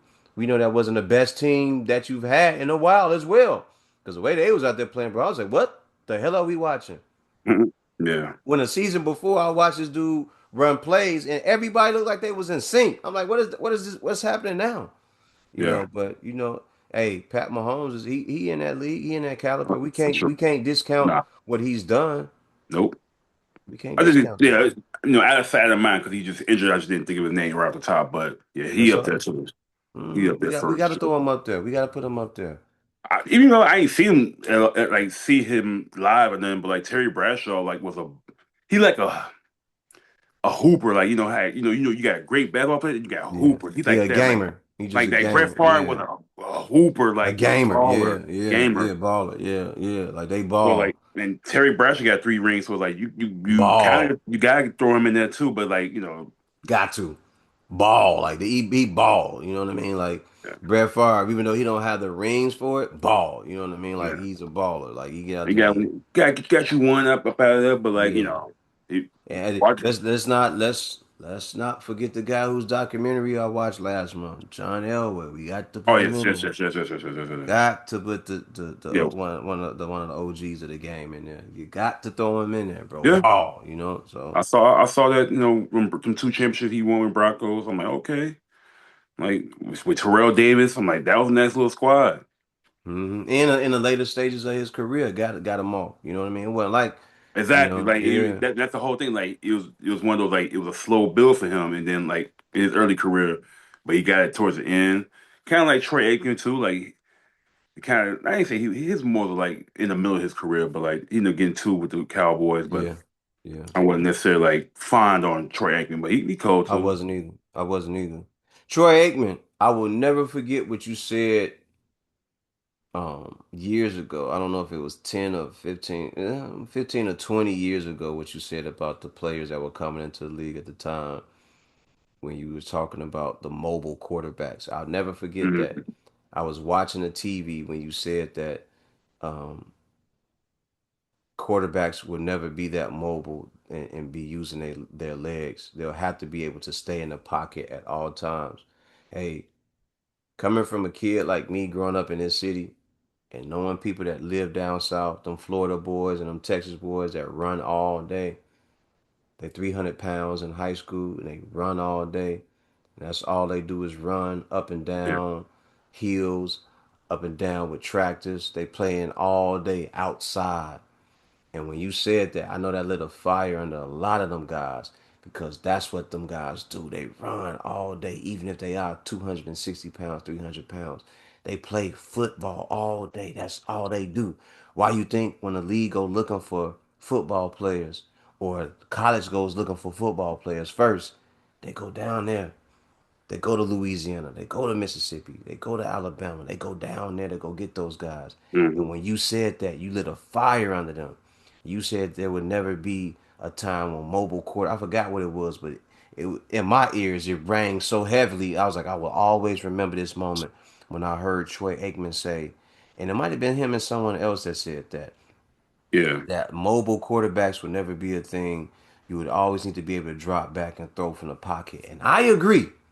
I Yeah. think it's a To a certain skill extent. set. I think it needs to be 60-40 or Hmm. 50-50 of both Yeah. skill sets. You got Exactly. to be able to drop back and throw the ball and trust the guys around you to keep that wall up. But at the same time, you got to be able to scramble out. Because guess what, Troy Aikman, the same thing that you saw right before you retired when it started happening, these guys that are 300, 260 pounds to 300 pounds, they can Mackin. run 4.5. They can run 4.4. They can run 4.3. So Michael Vick, that was inevitable because he's used to guys being that damn fast where he grew up in Virginia. They're Hmm. all just as fast on the East Coast, if you want to call that the East Coast, as Michael Vick. They were keeping up with Michael Vick. So when Michael Vick came to the league and those guys were talking about we gotta slow him down, we gotta take his knees out, and we all knew it, we heard it. Hmm. We heard that conversation. Hey, we need to take Michael Vick's legs out. When that game he played against the Bulls, and I think it was cold outside. The first game Yeah. that he played here, and they Erlach was saying, "Yo, take his legs out. Take his legs out. He won't be able to use them no more." We heard that conversation. So when you said that, I won't ever forget that. And I don't know if you ever issued an apology for saying that, because it sounded racist or racial or biased or it was some bigotry or whatever people want to say. It was prejudice. However you want to look at it, I'll never forget that because I said, mark that moment in my mind going forward because no one else may ever remember it or hear it or care about it. But mark that moment because from that point on, when you said that, that's exactly when the league started changing. Michael Vick dropped into the league. And it wasn't that Michael Vick was an anomaly because it was already there. There was Randall Cunningham and Warren Moon and the brother that won was a Doug Williams or Doug Williams won the Super Bowl. Like all these guys were already here. Donovan McNabb, these guys were already I there. don't think, yep. And they were all being downplayed for their skill set. Dante Culpepper. Like Yeah. all these guys were being the downplayed. Dante Culpepper, yes, sir. And then he would roll, yes, sir. And he was 6'4", 250 pounds. And they said he should be playing a defensive back or Right. a middle linebacker. But they found out when they got close to Dante Culpepper, that's why when guys went to tackle him, he would muff him and Hands. slam him face down into the ground because he was just as big as they were. So I always said that was a time to pay attention to because all the players that were coming into the league right after that were just as big as a Troy Aikman. They were just as big as Warren Sapp. You had Jamarcus Russell, who we thought would be a hell of a guy, 6'8", 260 Yep. pounds, but he couldn't keep it together. We had Vince Young coming into the league, but he couldn't keep it together. But these guys were from that same lineage. They were that era. And more of those guys are coming, and more of those guys are on the way. And now we see the white boys. We love them too, because they're gamers. They want to be out there. The Josh Allen, 6'5", 250 pounds. He'll truck you down. You know what I mean? He'll run over you. Yeah. All these guys now have to adjust their game because no one wants to sit in the pocket the entire time knowing that a guy who is 6'4", 260 is coming downhill and he's going to make a splash when he catches you. Yep. And that's what's crazy. Like he said that, and then like what, 10, 15 years later, like most of the league now is running quarterbacks or have the best ones have some type of legs in them. Like it's only a few quarterbacks or teams that's right now like your quarterback is just basically in the pocket. Like one example is Seahawks. Like right now you got Sam Darnold is a stay in the pocket guy. You're in the Super Bowl right now. Probably will win with that. Matt Stafford. Very few. My guy. He's your guy. He stays in the pocket. Who else we got? But everybody else basically is a somewhat of a runner. Like even Drake May, he's a little bit of runner. Josh Allen, a little bit of runner. You got Jackson Lamar, Dart. Jackson Dart. I mean, the only one that's like don't run like that who probably shouldn't run is Joe Burrow. He needs to stay in the pocket, but it seems like he's in the pocket, he still get hurt too. So it's like no matter what, like the just the pocket passer non-running quarterback is dwindling down and start becoming a rarity. And You you gotta be have to able to be able to. You gotta extend. have jets. Yeah, you gotta have a jet or extend the plays. Like that would make Pat Mahomes look great. He know when to run and he can get away from. He's not the fastest, but like he know when to get them. He know how to get them 10 yards or that first down with his legs. Aaron Rodgers used to be great at getting the first down with his legs. He was Aaron sneaky fast. Rodgers, one of Jake, the greatest throwers of the football, had legs. He had jets. He could get out the pocket and scramble. And people didn't even realize that until he started moving. And the guy could make any mm-hmm. throw there is. Keep going. My bad. I just wanted to say that because No, people act like Aaron Rodgers is really not that guy. And the way he walks and talks is because that he knows how good he once was. He may not be currently, but he was always a great thrower of the ball. no, like his talent, he should have more than one Super Bowl. Like he should have two or three. Like if you got Glenn Roethlisberger and Eli Manning with two, he should have three then. But there's been times where his team would choke, or he might have, made a bad play, but or the coaching made bad plays. But there's only very few pocket passes now. Like Jerry Goff, I said, your boy Matt Stafford, who's in the Seahawks quarterback. Uh, Dak Prescott, he can run a little bit, but like he more straight pocket anyway too. So like Russell Wilson. Russell, oh he definitely like he can't run for shit, and that's why he's not playing like that. That's why he's not starting because like you can't get out that jam when you need to, and you hold the ball a little too long now. Like you used to throw that thing, but now if that motherfucker ain't open, you getting sacked, which is why they went to What's Jameis. the Yeah, what's the 5'7" quarterback in Arizona? Oh yeah, Kyler Murray. He look like Kyler Murray. he on his way. He fast, is quick, like, but I don't know if he can seal that line like he should. He got to No, go that's why back. you got to roll out. That's why you got to roll out so he can see the lanes. But how long can that last for a guy that's that small?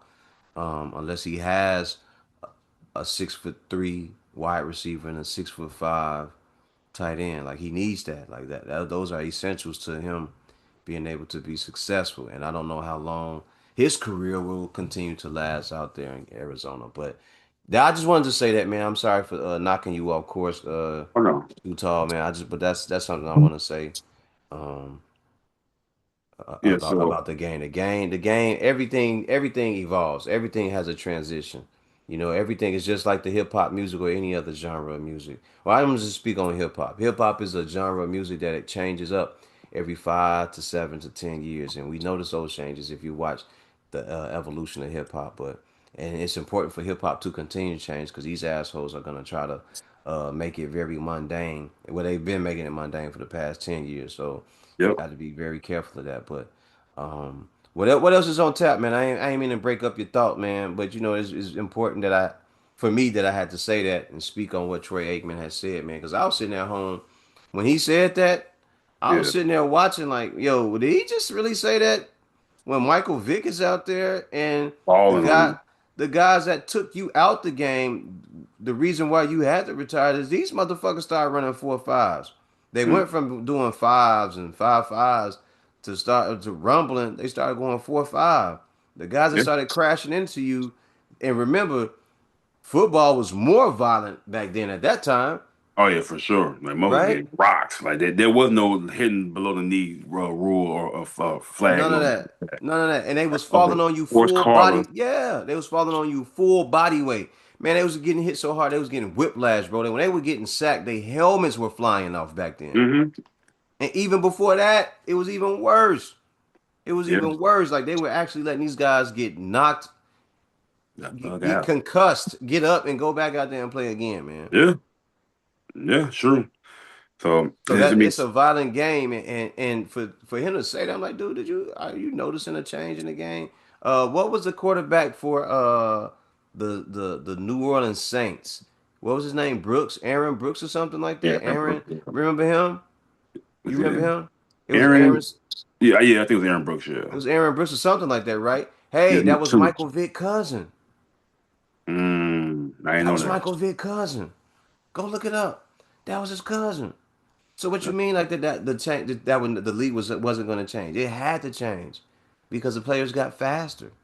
And it may go back in a couple years. It may go back to quarterbacks wanting to draw back and throw the ball more because they don't want to lead the pocket, or they will get better in the pocket. We will see what happens, but for now, it is what it is. Trey, man, get about that bullshit, man. You was hoeing on that one. You a hoe for that. You know. yeah. Since we're on football, stay right here for a little bit. Any changes to your picks for the Seahawks and Patriots Super Bowl? You still got, I don't even know what sound a Seahawk make, but I'm gonna stay down on the yeah, Seahawks. And I'm gonna call it with them, and maybe I'll make a bet of $20 and say that they gonna win a Super Bowl. Here's a hell of a thing to understand about that game is that the Patriots do have a really good defense, so yeah, they're not gonna be slacking. And I was listening to what Shannon Sharp was saying because he's an excellent person to listen to when he's talking about football yeah. when he's talking. So I pay attention to what he says. And what he was saying was that, as good as they are on defense, they don't have the offense to carry that. So my prediction already, I think I had told you, was probably going to be like 30 to 21 or 30, 30 hmm something like that. It was going to be either high on the Seahawks side, but who knows, man? They may open this thing up and let y'all see what this kid is actually made of, or let me see what he made of. But I got the Seahawks. So I'm not moving off that, brother. I am Okay. not moving off that. You got the Seahawks as well, right? Yes, sir. Yes, sir. So just getting ready for next year between these teams that made the playoffs this year. AFC side, you got Broncos, Chargers, Jags, Steelers, Texans, Bills, Pats. And then the NFC side, you got Panthers, Rams, 49ers, Seahawks, Bears, Packers, Eagles. Of those teams, who you think would not be back in the playoffs, and are there any teams that you think could be contenders next year that like didn't make the playoffs this year? So in the AFC, what was it? The NFC. AFC, Broncos, Chargers, Jags, Steelers, Texans, Bills, Pats. Like I can see. I don't see the Steelers being back in the playoffs somehow for next year. I don't see the Jags being back either. Jags, it depends on how they. It really depends on how they do this off season. But I think they could. Well, let's see who they division. Let's see who they division. They got Jags, Texans, Colts, Titans. So I don't see Titans. I don't see Colts You don't see unless The Titans going back? I mean, the Tex Texans. I said the Texas. Titans. I I see it because what they showed toward the end of the season. It's just like they got to figure out that offense. Mm-hmm. Which it sucks. They had Joe Mixon. They didn't have Nico Collins for the most part towards the end of the season because he was hurt. Tank Dell, who we keep forgetting about, he was a threat for the Texans and made C.J. Can't Stroud, forget about him. rookie of the year because he just kept throwing to him all down the field. So I think the Texans can. It's just they got to figure some with C.J. Stroud and that offense. They got to figure that out first. Yeah. So I do have them there, but I'm trying to think. I see the Bengals. Like if they can fix that defense, I see the Cincinnati Bengals being back in the wings, the things, and making it tough for other teams. Mm. Like that offense is We Super know what the Bowl. offense is. We know that they can get there with that offense. So, but if they just But focus on this draft and free agency, they got to chisel up that defense, man. But you get think some they can do guys on that? You that think they can make defense, that happen in one they year, they in one can. off season? Yeah, yeah, for sure. Like that's like if even if you just your first 3 or 4 picks in the draft and sign somebody, all defense Mm. and maybe an offensive lineman. But you got your two receivers, you got your running back, you got the if he stay healthy, the best quarterback of the throwing the ball in the league.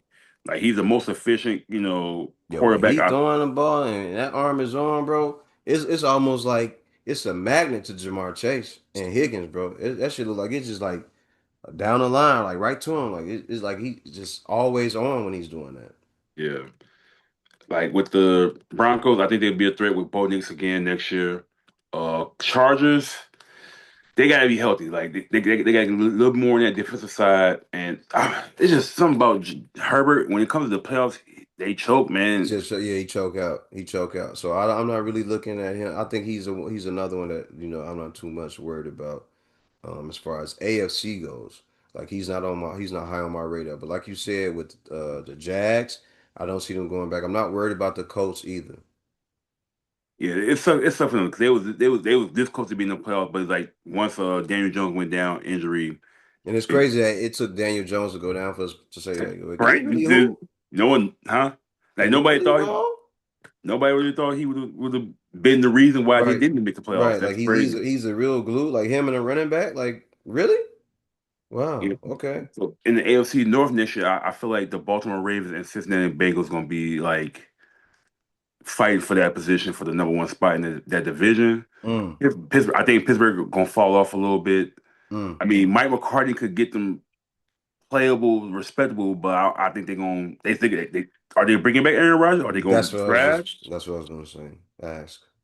And their defense, the oldest defense in the league, but also one of the highest paid. So it's like, what you going to do with that? Are you going to get? Are you going to trade Jalen Ramsey again, or are you going to get T.J. Watt somewhere out of Yeah. that? You gonna break it up? What you gonna do? Exactly. So and You gonna then break it? Yeah, and if you could break it up, are you gonna break it up so you can get them picks, right? You gonna send this guy over there, that guy over there, so you get you some picks and some decent talent, so which out may of end up happening. so out of the AFC, Broncos, Chargers, Jags, Steelers, Texans, Bills, Pats. I see. I'm gonna get Steelers out of the. Steelers out, I'm gonna take Chargers out. Chargers out of the, and I'm gonna throw in You gonna throw in somebody? Okay. Bengals. You gonna put in? Okay. Yeah. Yeah. I'm gonna go with Ravens too. Like they're gonna sneak into the wild card. I want to see what this Ty Monken gonna be with the Lamar Jackson, the the coach for that team. I want to see what he do because they got the talent. They got all the talent on the defense and the offensive side. It's just can you put that together right to make this team go next year? Mm-hmm. Would they be healthy? Um, Miami, I think is going to be until they figure out who their QB going to be. The Jets, ass. Buffalo, I think they hired within Joe Brady, so they could be pretty solid still team next year. Mm. Um, Cleveland Browns, they got a great defense to where they could be a playoff Mm-mm. team, but Nah, I'm not. Nope. I'm not even looking that way right now, man. I It's gonna be just a hard I don't know road. I don't know what the coach. If he seemed like he's excited to have Shador as his QB, so if you get That's fine. and Shador, you gotta work on your turnovers. You can't be turning the ball over, fumbling the ball, throwing picks. If you slow that down, you could be a good quarterback next year. You should not be letting everybody know that you're throwing the ball to the receiver that you're going to throw it to, sir. That should be a last minute thing when you look up and in half a second to a second. That's when you know that you're throwing the ball over there. Or if you learn how to look it off and throw through without looking at that guy. But you can't be out there telegraphing your passes. I've seen a couple games, few games, whatever it may be, where you were doing it. I'm like, oh, he throwing over there. And I heard him yell through the TV because my TV was up. He's like, oh no. And then the guy missed the pass where it went through the guy's hand. He's like, "Oh shoot!" And you could hear him out there on the field. He's like, "Yo, you can't be telegraphing your passes, sir. You have to learn. It's your first year, okay? No worries, no biggie. You have to learn how to look that off. Look it off, brother. Look that off. You can't allow these guys to know where you're going to be passing the ball. That's a no-no. Yeah, with him, I think give him some better receivers because like Jerry Judy sold twice last year. I remember he threw the ball. It was like a 50-yard pass and catch, and Jerry Judy just just trying to salsa dance and shit. Guy come behind him and poke the ball out, turn the ball over, and then Yeah, he another thought it pass. was cool. He thought it was cool running in. You didn't even make it into the end zone. He knocked it out before you got there, Goofy. And then you want And to talk crazy to him another game. Man, exactly. beat your ass up out of here, boy. Then Have I fun. went to the game where they played the Browns, and he literally put a dime in Jerry Judy's hands, and he didn't catch it. And then Jalen Johnson stole the ball for interception. So like he gotta get better support system. 'Cause, like you see what happened when he got the good support. Like that's why I wish Jacksonville would have drafted Shador. Well, even though Trevor Lawrence actually ended up being good this year, but like let's say that didn't work out. Him with Travis Hunter, who they end up getting? My boy, who's he, Brian Thomas, and then Jacoby Myers. Just give him some receivers. That could be a good team. Yeah, definitely, So definitely. fill out that team, Cleveland Browns. Miles Garrett, you wasting years of his greatness away. Miles So like, Garrett. Yeah, he's decided to stay. I don't, do you think he continues to stay, or you think he may make a move somewhere else? I mean, I'm him. Like he wasting your like, depending on how much you want. If you want Super Bowl, Yeah, you gotta get out of there. You gotta get out of I there. bounce. I bounce. I'm going out to the Rams. But if you want to see if you can make this team a playoff team and just grow from what y'all was the last couple of years, then yeah, like stay and get your money. But I mean, I don't. You want to live in Cleveland? Go ahead, bro. But yeah, those are two teams I got. Bengals and Ravens. I see in the playoff next year Yeah. with the Broncos. I think Jags will still be there. Texans You think the Jags will still. still be there? Yeah, somebody if they keep that defense together, I think so. But if they lose Travis Etienne, we'll see. But Liam Okay. Cohen had them playing good. Okay. And as far as the NFC go, actually I got a few teams that like you got Panthers, Rams, 49ers, Seahawks, Bears, Packers, Eagles. I still got the Bears in that thing. I actually see the Lions coming back for some reason, like out of the I think they're gonna swap spots with Packers actually for some reason. You And think then the Lions will be in a position that the Packers in next year? like playoff wise, like I think it's gonna be the Bears and somebody else in the NFC Okay. North. Okay. I think if the Falcons can figure out how to use that talent, like they on paper they look great as a team. New Solid. coach alert too. New coach Yes, alert. So, Stefanski, they got a oh new Lord, no, no, really? Oh my God! they got Matt Wow. Ryan. So, It's so I get it all twisted up. I thought it was gonna be like Monken was gonna be there with that type of oh my God, yeah. man. So we'll see what that but they got Matt Ryan as Lord a football H. president. Mm. They got Ian Cunningham, their GM. So like if they can find Mm, some way to put that mm. team together, I mean, Kevin Stefanski is a two-time coach of the year somehow, some way, but maybe he can get them to I don't do. care if he's a five-time coach of the year, sir. I know. Oh my goodness. I don't know. Okay, maybe it works. We'll see. Yeah. So Shoot. actually, so yeah, I got. Let's see who at the NFC East. It's either gonna be Philly. And if the Dallas can get that defense right, and they keep George Pickens with CD Lamb, Mm. I can see them winning that division. Jaden Daniels, you gotta see, they lost Cliff Kingsbury. Their defense was ass last year. He was hurt most of the year. Oh yeah, New York Giants. That's a sleeper. John Harbaugh, Cam Scatterbo. Um, you got Jackson Jackson Dart Dart, and the Malik wide Davis. receiver, Malik Neighbors. Defense is pretty solid.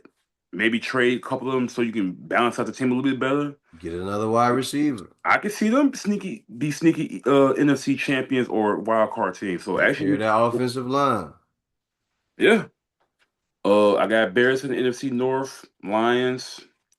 I feel like the Packers might take a step back for some reason. Somebody got to take a step back. I think if the Bears do their offense right, as far as getting that defense right, we'll be straight.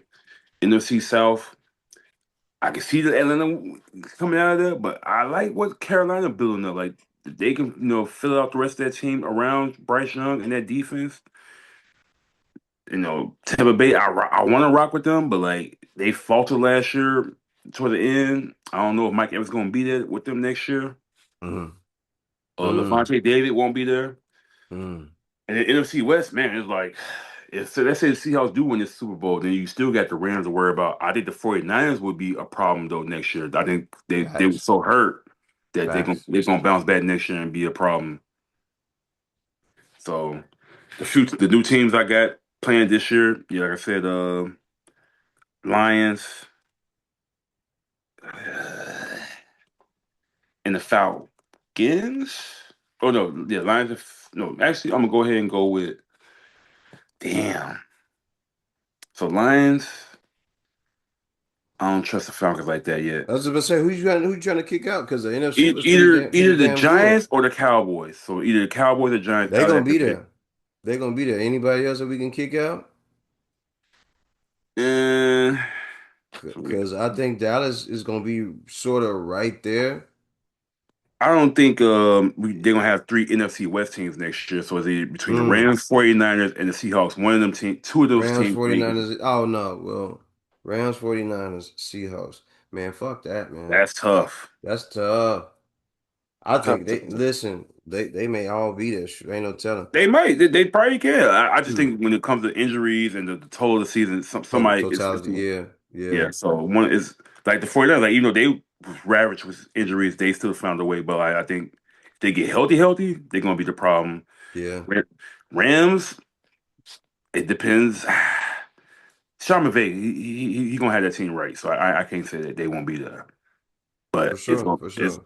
it's an extra year on Matt Stafford's body. And if he just, come out and ball like he did this year, they'd be straight. All right. So King of the Hill. Quick King of the Hill. All right. Power Forward edition. Was there anything else? Oh yeah. I want to state some trade winners for the NBA. There you Cavs. go. I got the Cavs. I gave Charlotte, I'm giving them a win for that. I think they're building the team to where they can make it a playoff team. Washington with an asterisk is really contingent on Anthony Davis staying healthy. Celtics Shh. for the balance of the team, that could be a win. Now the Grizzlies is winners and losers, so it's like you traded away, Jerry and all of them, but you got so many first round picks now. So that's why I get they built their future really well with the first round picks that they got. They got like 10 to 14 first round picks for the next few years. But also losers, you still got John Morant on that team. What you gonna do with him? Mm, Did he lose value with the injuries and stuff, or like what he do off the court? mm. And you're gonna be going through some couple years where you're gonna be tough, a trash team. So we'll see how that goes. You still got Zach Edey though, a big dude that he been hurt this year, but if he can be healthy, a good solid piece for y'all. Um, but yeah, let's go with the King of the Hill, straight King of the Hill. I'm gonna give you a player to start with. You tell me if you think he's better than this next person. I'm gonna say, and whoever, if let's say if you next person you pick, we're gonna stick with him until you knock him off for the next one. So, Okay, let's all do right, it. who I want to start with is do I want to do a layup? Bo Outlaw. No, I'm just playing. Oh my God, Bo Outlaw. What the fuck you get Bo Outlaw from, brother? No, I'm joking. All right, I'm gonna go with Abdul Rahim. Yeah, damn, that's funny. So who's at the top of the hill? He started off right there, like Sharif Abdul Rahim is at the Sharif top of the Abdul hill. Rahim. Power forward, 6'9", 245 pounds. Was an average like 22 and 10 for his career until he got hurt or just decided to stop playing the game. All right, cool. Bunk. All right, so Sharif Abdul Rahim or Zach Randolph, Zebo, who you like better, or who you think is better? Damn, right away, let me think about that one. That's fucked up. I'll do it right. And they both Tough. Grizzlies players. They both Grizzly players too. At one point, yeah. I mean, like not on the same team, but like Give me I- Zach Randolph. okay. Scrape up Sharif. So now you sticking with Zach Randolph right now. Zach Randolph or Rashid Wallace. He's doing lineage right now. So I'm going Rasheed Wallace. Okay. Rashid Wallace or Jermaine O'Neal. Yeah, I know. I knew he was gonna go down that tree right there. I see you. I see you, big boy. I see you too, I'm gonna throw tall. some. I'm gonna throw Nuh-uh. some. You said Rasheed Wallace or Jermaine O'Neal. Give me Rasheed. Okay. And let me say this also because that was a solid motherfucker in his prime. Yeah. Jermaine O'Neal was Yes. solid. 6'11", 250 Yes. pounds. He could play on any side of the court, and he was a good defensive anchor as well. Solid Mm-hmm. guy. Salute to Jermaine O'Neal, but I'm riding with Rashid. I'm riding with Sheed. All right. Rashid Wallace or C Web, Chris Webber. I'm staying with Sheed. Okay. Rashid Wallace or Ooh, I'm gonna go with actually throw somebody weird. Switch it up. Rasheed Wallace, Kevin Love. I'm staying with she. Kevin Love was a problem. He was, he was. He was a double double every night, and he could get you 20 rebounds in the game, and he could get you a triple double. I'm gonna stand All with right. she. All right, Rasheed Wallace or Chris Bosh. I'm staying with she. Okay. All right, let's get back to the real, really real. Rasheed Wallace or Paul Gasol. Rasheed Wallace with Pau Gasol. That's a good one. Pau is a champion. Mm-hmm. He's a two-time champion with the Los Angeles Basketball Lakers. That's dope and everything. Um, Give me Rasheed. Okay. Then we'll go Rasheed Wallace or Dirk Nowitzki. Whoa. Whoa. It's just gonna get a little tougher now. Rasheed or Dirk. Damn, man. Rasheed, my boy. He is my boy. Sheed is my guy. Dirk was a problem though. Dirk was a really big problem. And if you talk about that championship run that he had, where he knocked out these players All on the them way, teams he took on, and ooh. then you beat the big three in Miami, I think He that had was one of the coldest runs ever to a championship. probably the hardest, one of the The best. hot, Yes. yeah, So yeah. that I focus Rasheed, and I probably wouldn't pick him any other time, but like that was to the scale for me with Dirk. But go ahead, you choose Rasheed Wallace or Dirk. Rasheed Wallace or Dirk Nowitzki.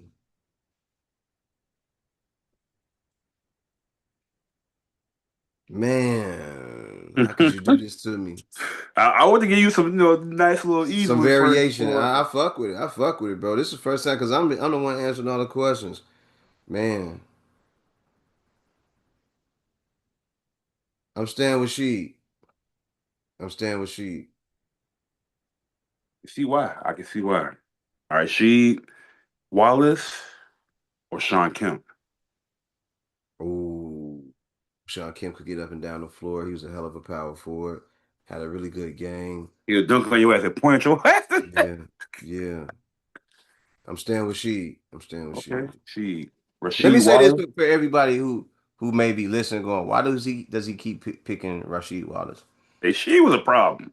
And he won a championship too. Like, don't forget, he went to Detroit and helped them win the championship. She won one championship, but what people don't understand is a disciplined, motivated Rasheed Wallace Oh yeah. is a headache for every player in the league. I know we Yes. saw him with the Yes. whole they try to make him seem like he Texas was a stuff. thug and Yeah. make him seem like he was a gangster and everything. Like it was a group of guys that was just a terrorist movement or a gangster movement, and they call them the Jailblazers instead of the Trailblazers. I know, like there was this whole situation with that, right?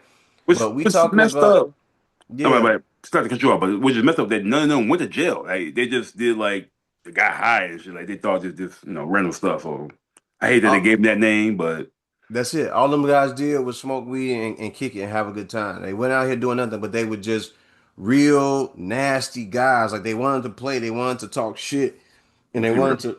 they was real niggas. They just said Yeah, they they was was just, they they was was bro, real niggas. they was hood niggas, man. Like they was from the hood, and they really wanted to just let that part of their game show. Like they weren't gonna let you come on the court and just talk to them and do whatever they wanted. It was no different from the Detroit Pistons or the Boston Celtics. They were just in that era. They were just a bunch of black guys who wore black jerseys who played on that team, and they were successful at what they were trying to do. They didn't win a championship, but a motivated Rasheed Wallace and a Rasheed Wallace that was being what's the word I'm looking for? Being greedy, who was being self-centered and asking for the ball. This is a guy that could get you 20 and 12 any night against Yes, any of the best power forwards out there. This is a guy who could step out and hit three-pointers. He was one of the first guys that was doing it, and they told him to yes, stop doing it. yeah. They tried to, yep, yeah. So So when I I go like ahead, you said, motivated Rasheed, especially like when he went to Detroit. That's we saw what happened when he knew he was around a really good team. He was motivated. He took a step back on the offense a little bit, but he showed up on the defense. Or when he needed to score or like take over the game, he did that. we talked. Portland Trailblazers Rasheed was cold. He had his own Air Force One. They He had shoot his like Air Force One, man. He had his own anyway, like shoe. We talking about a guy that played for the Washington Wizards or the Washington Bullets. We'll call yep. them the Washington Bullets because that's what they were. He was cold then when it was him. It was Chris Webber and it was Jawan Howard, That's all on the crazy. They same have team. had three. It Yeah, was three of them, center, power forward, and small forward, and they were switching each other out while they were on the court. yep. That was them doing that. That was them literally doing that. A motivated Rasheed Wallace. And that was in the era of Michael Jordan when Michael Jordan was in. That was like 97, 98, or whatever, Mhm. 99, Yeah, whatever it he was. caught a little bit of that. Yeah. He caught a little bit of he got some of that Mike work. He would put Michael's that was when it was a 5 game series and Mike was putting up numbers. But I'm telling you, man, Rasheed Wallace, continue on. No, Rasheed Wallace or LaMarcus Aldridge. Ooh, Marcus Aldridge was fire. Give me Rashid. Rasheed, Rasheed Wallace or Kenyon Martin. Rashid over Kenyon Martin. K Okay. Mark, you was dope too. You was a rough rider, but I'm still going with Rashid. I'm going with Sheed. Here's a problem. Rasheed Wallace or Amari Stoudemire. Okay, so now we talking about another rough rider, right? We talking about a nigga that's coming from the hood. You know, he want to be dominant. He want to be forceful. He want to be nasty. Amari Stoudemire in his prime, he was a hell of a basketball player. But he was a hell of a basketball player from 19 and in or 17 and in, while guarding your best power forward and giving them work on the offensive end too. So he was a hell of a player. But I'm staying with Sheed. Okay. Sheed Wallace for sure. All right. Rasheed Wallace or Kevin Garnett. Rasheed Wallace or Kevin Garnett. Kevin Garnett in his career after Stephon Marbury left, even though he was averaging 25 and 12 or 25, 15, whatever it was, he was a guy that could play the 1, 2, 3, 4, and 5 position. He could bring the ball to court, set up the offense, and then get in a spot where he could receive the ball and make his turnaround jump shots or baseline jump shots or whatever it was. So Kevin Garnett, KG, big ticket, was always a problem on the court.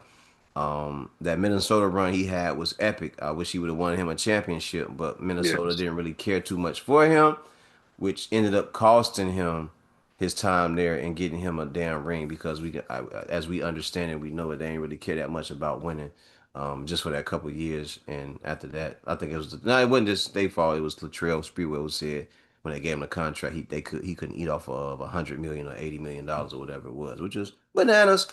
Yep. But overall, we talking about the game of both those players. I like the game of Kevin Garnett. He played with such ferocity and energy that it was contagious, and sometimes it made people stand down when they went on court. But I'm standing pat. She. What? I Yep. definitely thought you were gonna go KG with that. I would have, but hey, down tweaking. That's what I'm saying. So Rasheed Wallace. You gonna have to find somebody to get me off of Sheed, bro. Okay. I'm King of the I, Hill. Rasheed Wallace or Charles Barkley. Oh, the round mound, the Mount. rebound. Mm-hmm. Took us into the finals.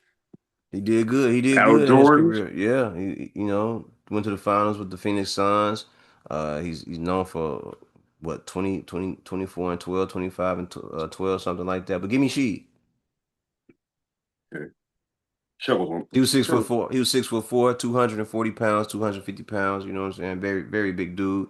Who I said if Zion Williamson was paying attention to other power forwards, you should be paying attention to Charles Barkley and what Charles Barkley did. You should be paying attention to his weight and the way that he got down in weight to play. He didn't go over 250. He made sure he stayed at a certain weight so he could get up and down the court and Mm, be as efficient and be at his peak, yep. his maximum output when he was on the court. So if there's a guy you want to watch, Zion Williams is him. You got to be on top of your health and everything. But Rashid over CB4 or CB34, Charles Barkley. All right. Rasheed Wallace or Blake Griffin. That's an easy one. I already think you know I'm going. Blake Griffin or Sheed. I'm staying with Sheed. Gotcha. Yeah, once you went past him with KG, I was like, oh shit, okay, this might Yeah, not. yeah. All right, got a few more, just a few more. Come on. Rasheed Wallace, Karl Malone. Ooh. See, so now you talking. Now you talking I crazy like to time. throw, just switch it Yeah, up. you did. You did it. You did it right. Rashid, She or the Carl. mailman, Carl Malone. I was All gonna say right, Carl Thomas. So emotional. Nah. man. Um, Yeah, Carl Malone. Carl Malone was dope. Been to the Considering one finals. Been to the twice. Yeah, been to the finals a couple times. He had one of the greatest point guards of all time. He was a hell of a rebounder, hell of an offensive guy. But I'm staying with Sheed, man. I'm staying with Sheed. This is impressive. He's sticking to he's king of the hills for real. Yeah, he is. He's gonna be at the top of the hill. Now, here's the thing though. Some of these guys that you name, if I were on another day, I may say, yo, pal.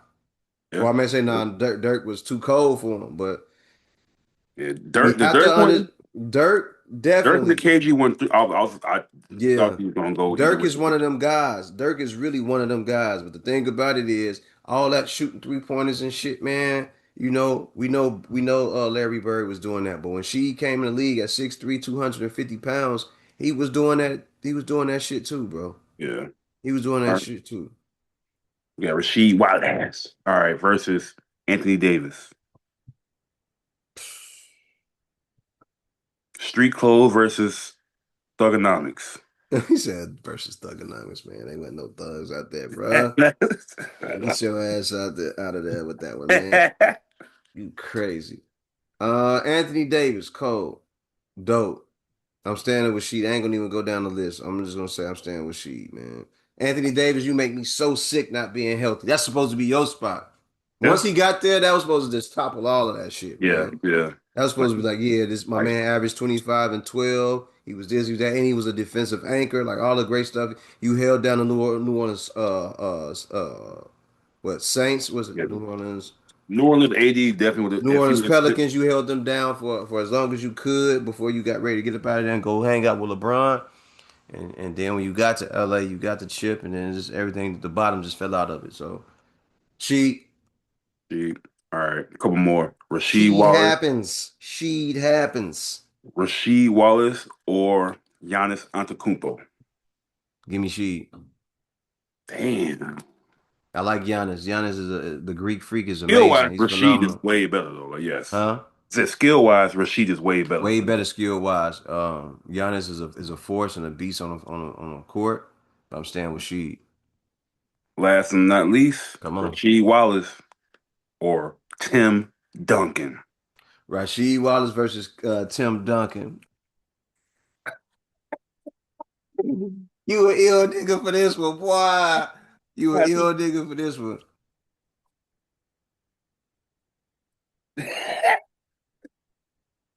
You know that's why I fuck with you on this one. That's why I fuck with you. All right. So she versus Tim Duncan. Give me Tim Duncan. Yeah, then I was like, I'm gonna say the best for last for sure. Yeah, definitely. You did right. You did right. Cause she was gonna win out majority of the time against all these guys with me. There's Would only you? a couple. There's only a couple people that he wouldn't beat it on another day. But go ahead. Would you I what? think I thought that if I would have used Tim Duncan earlier, I think that would have been a straight like boom, boom, boom, He'd boom. have But wiped out. He would have wiped out everybody. The only person he may not wipe out. And I keep saying. I'm gonna keep saying is the only person that he may or may not wipe out is Dirk. That's it. yeah, That's it. Because if you putting both them on a court against each other, Tim could play out on the perimeter, but he ain't gonna be able to step out there and deal with that all the time. You know what I'm nope, saying? And Dirk was a legit 7 feet, same way Tim was. You know what I'm saying? So you got two 6 7 foot guys walking around 250, 260 going at each other. Um, that's a hell of a matchup. And if you go back in the history books and look at them playing against each other, man, hell of a matchup. You can always tell that Dirk didn't even want that smoke until he started really getting himself in shape to prepare for that and wanting to really go out there and do what he's supposed to do. But she I mean, versus Timmy, the big I fundamental. was just gonna say the reason why they call him the main and most important thing, big fundamental. So like, She versus the big fundamental 5-time champion. Solid guy, was with one team his whole career. You never heard any smut on his name. You heard about the stuff that was going on in the background, with all that other stuff. I'm not gonna say what it is, but one of the coldest, dopest, most consistent, fundamentally sound guys. He just beat you with fundamentals. No matter what you did, no matter how you acted, no matter how many times you dunked the ball, he would take on Amari Stoudemire, let him do his thing, and then get on his ass. yep. So the winner of the King of the Hill technically is Tim Duncan, but the real King of the Hill that you had mostly was Rasheed Wallace. That's a fact. Hey, I did what I could, man. You held it down for as long as you could, but when you start saying shit like Pau Gasol and Dirk Nowitzki, and then you throw Timmy D AD, out there, yeah. there ain't nothing I can do about that. Now KG is another dog ass nigga out there that can hoop. You know what I'm saying? Zach Randolph, all them guys is A fire, lot, but all of them. all of And them fire. the thing is, I wasn't even gonna use like I wasn't even thinking about using. I was gonna think about like 4 or 5 people, but I just had to. I kept thinking of other players. Like, damn, he was there. He was there. It's like since it's King of the Hill, let's make it a real hill. Let's make Yeah. you that you go through some players. Like, all right, and that was a great time of power forwards, like legit in the league. Like now, I don't think it's as many strong power forwards as it used to Mm-mm, be back it in the ain't. day. So, It ain't. There was Antonio McDyess at one point in like, time, my nigga. Larry Johnson, Yeah. Derek Colby used to talked Yeah. about it. Like I could definitely threw them in it as well. So Elton Brand, or Ooh, Elton Brand was fire. Fire. there was a few You did say Chris Bosh. You said Chris Bosh, Chris so Bosh. I threw it. Chris Bosh in there. I'm sure there's a few more that I'm not even thinking about from the '80s, '70s, like that, mm-hmm. Mm-hmm. in the '90s, but or early 2000s. But Mm-hmm. just to kick it off, that's a nice little run through. I'm looking forward to doing the shooting guards and power point guards and centers next in the next few episodes. For So sure. if you want to reverse it towards me, where I got to pick, we could do that too. Let's reverse it. Let's do a game of 21, my G. Yes, In a sir. game of 21, we doing centers. We got Shaquille O'Neal. We got Hakeem Olajuwon. Me. All right. Shaquille O'Neal, Hakeem Olajuwon. We gonna throw in what's my man name? We gonna throw in. So wait, was he the power forward or the Kareem? What was he? Williamson, Center. He was a center. All right, we gonna throw in Kareem. Who else we gonna throw in? Shaq, Throw it right down. Yeah, Kareem. You said Akeem? Kareem, Hakeem. We gonna throw Alonzo Mourning in there. No. We're gonna throw Big Zoe in there. Zoe Pound. And then the last one we gonna throw Rick Smits in that hole. Ha ha ha. The Dunkin' Dutchman. I fuck with Rick Smith, I especially did here. too. 7'3", He always seven had foot a nice four. little 15, little 16 foot on NBA Live. Mm-hmm. Mm-hmm. Um, And a game of 21. Who coming up out of there? this a nasty 21 though. This is Mm-hmm. a Mm-hmm. nasty Mm-hmm. 21. Mm-hmm. I would think just for like personally, I would say Shaq, but like I think Yeah. Hakeem Olajuwon had the best feet, had the best handles out of all of them to be able to get around each other. Shaq gonna bully all of them though. He gonna It's bully gonna be a everybody. problem. But He gonna his bully out everybody. when it, if you gotta make him shoot anything, he ain't gonna be a problem on that end. So it's gonna come down to me. I'm gonna go with Hakeem Olajuwon. I think he has the Mm. best move set. Get to the hole.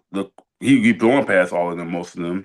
Kareem, are we talking about young Kareem or old Kareem? Whatever you want to say. Or Whoever, all in their prime, bro. And it's a game of that 21. that sky hook is It's unbeatable. It's unstoppable with the sky unstoppable. hook, bro. But Zoe was a problem too. Like So Zoe was. defensively, like Yeah. if he didn't get them So injuries, here's one thing that we know about that game of 21. You not just driving to the cup and you just dunking on everybody. Like nah.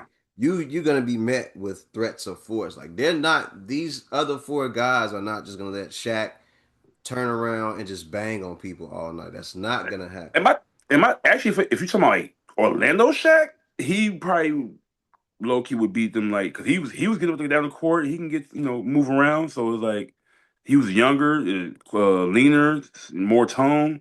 So if you're talking about that Shaq, I can see him getting all of them a problem. But I'm gonna go with Hakeem Olajuwon just because all around skill set, mid range. He can dribble. He can he had moves. He had a spin. He Absolutely. had a post Absolutely. game. Had a You head pump know, fake, a head fake. no, when you got other big men going to his, Houston to learn from him to be better, then that's when all right. I don't see people going to Shaq, but hey, show me how you post motherfuckers up all day, all night. I don't see people going to Kareem, show me how to do the sky hook. I'm not going to see people going to Zoe like, hey, show me how you play defense, with the Hornets and stuff and, Miami.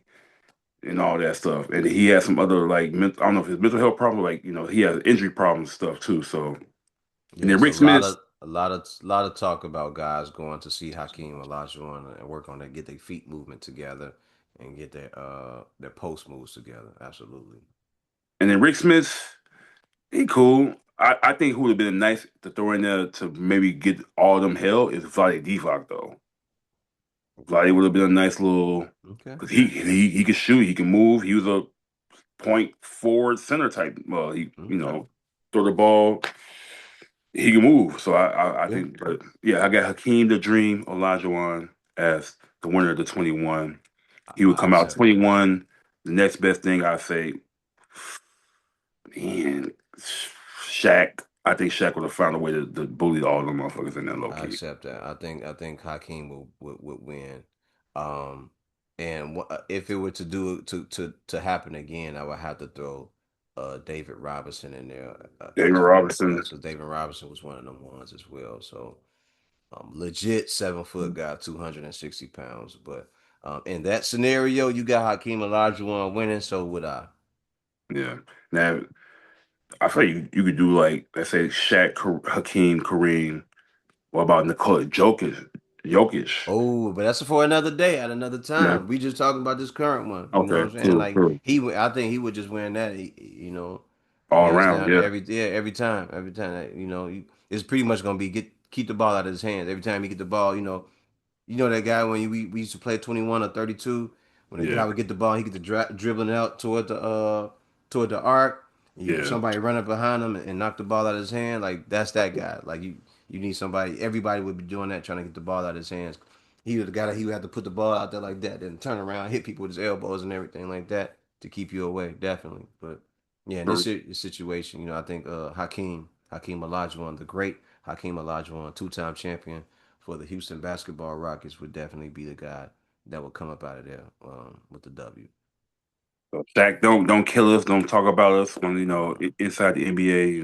We Nah, fuck with you. we mean no disrespect, big fella. We You mean just no disrespect, big fella. it's gonna come down to having jump shots at some point in that game, and Yeah, you ain't yeah. gonna have. Now Yeah, all you that backing people down is cool, but when you backing them down, somebody decides to pick your pocket and come and slap the when it ball out your when hand. it's just you, you're gonna get tired. It's like Yeah, think if you had people to pass the ball out to. Now it's gonna be strictly four other people on your ass yeah, trying to stop you, and that's gonna get tired. yeah. Oh yeah, Big Shaq, big fella, Big big fella. Aristotle, big Yeah, guy. Yeah, that's it. So we done? We yeah, done? I'm good. Yep. Ladies and gentlemen, this is another episode of Sports Punch. We thank you for listening. Spread the word. Tell everybody else about it. And with Tell that your mom. said, tell your mama and your ugly ass auntie. Remember the mission statement when you're striving for greatness. God never puts you in the driver's seat if it's taking. One day, Keith is gonna come up with his own slogan or motto for this, and you guys are gonna hear it, and we're gonna revel in it. We're gonna go, wow, that was awesome. But until then, I used to have some quotables like I used to just say I'm in it to win it. So, but if you're talking about the end of it, I'm gonna think of something. I got you. ladies and gentlemen, enjoy your weekend. Be safe out there. Fuck both teams in the Super Bowl, Yeah, real talk. but I got the Seahawks winning, of course. And don't be a dirty asshole all your life. Good day, everybody.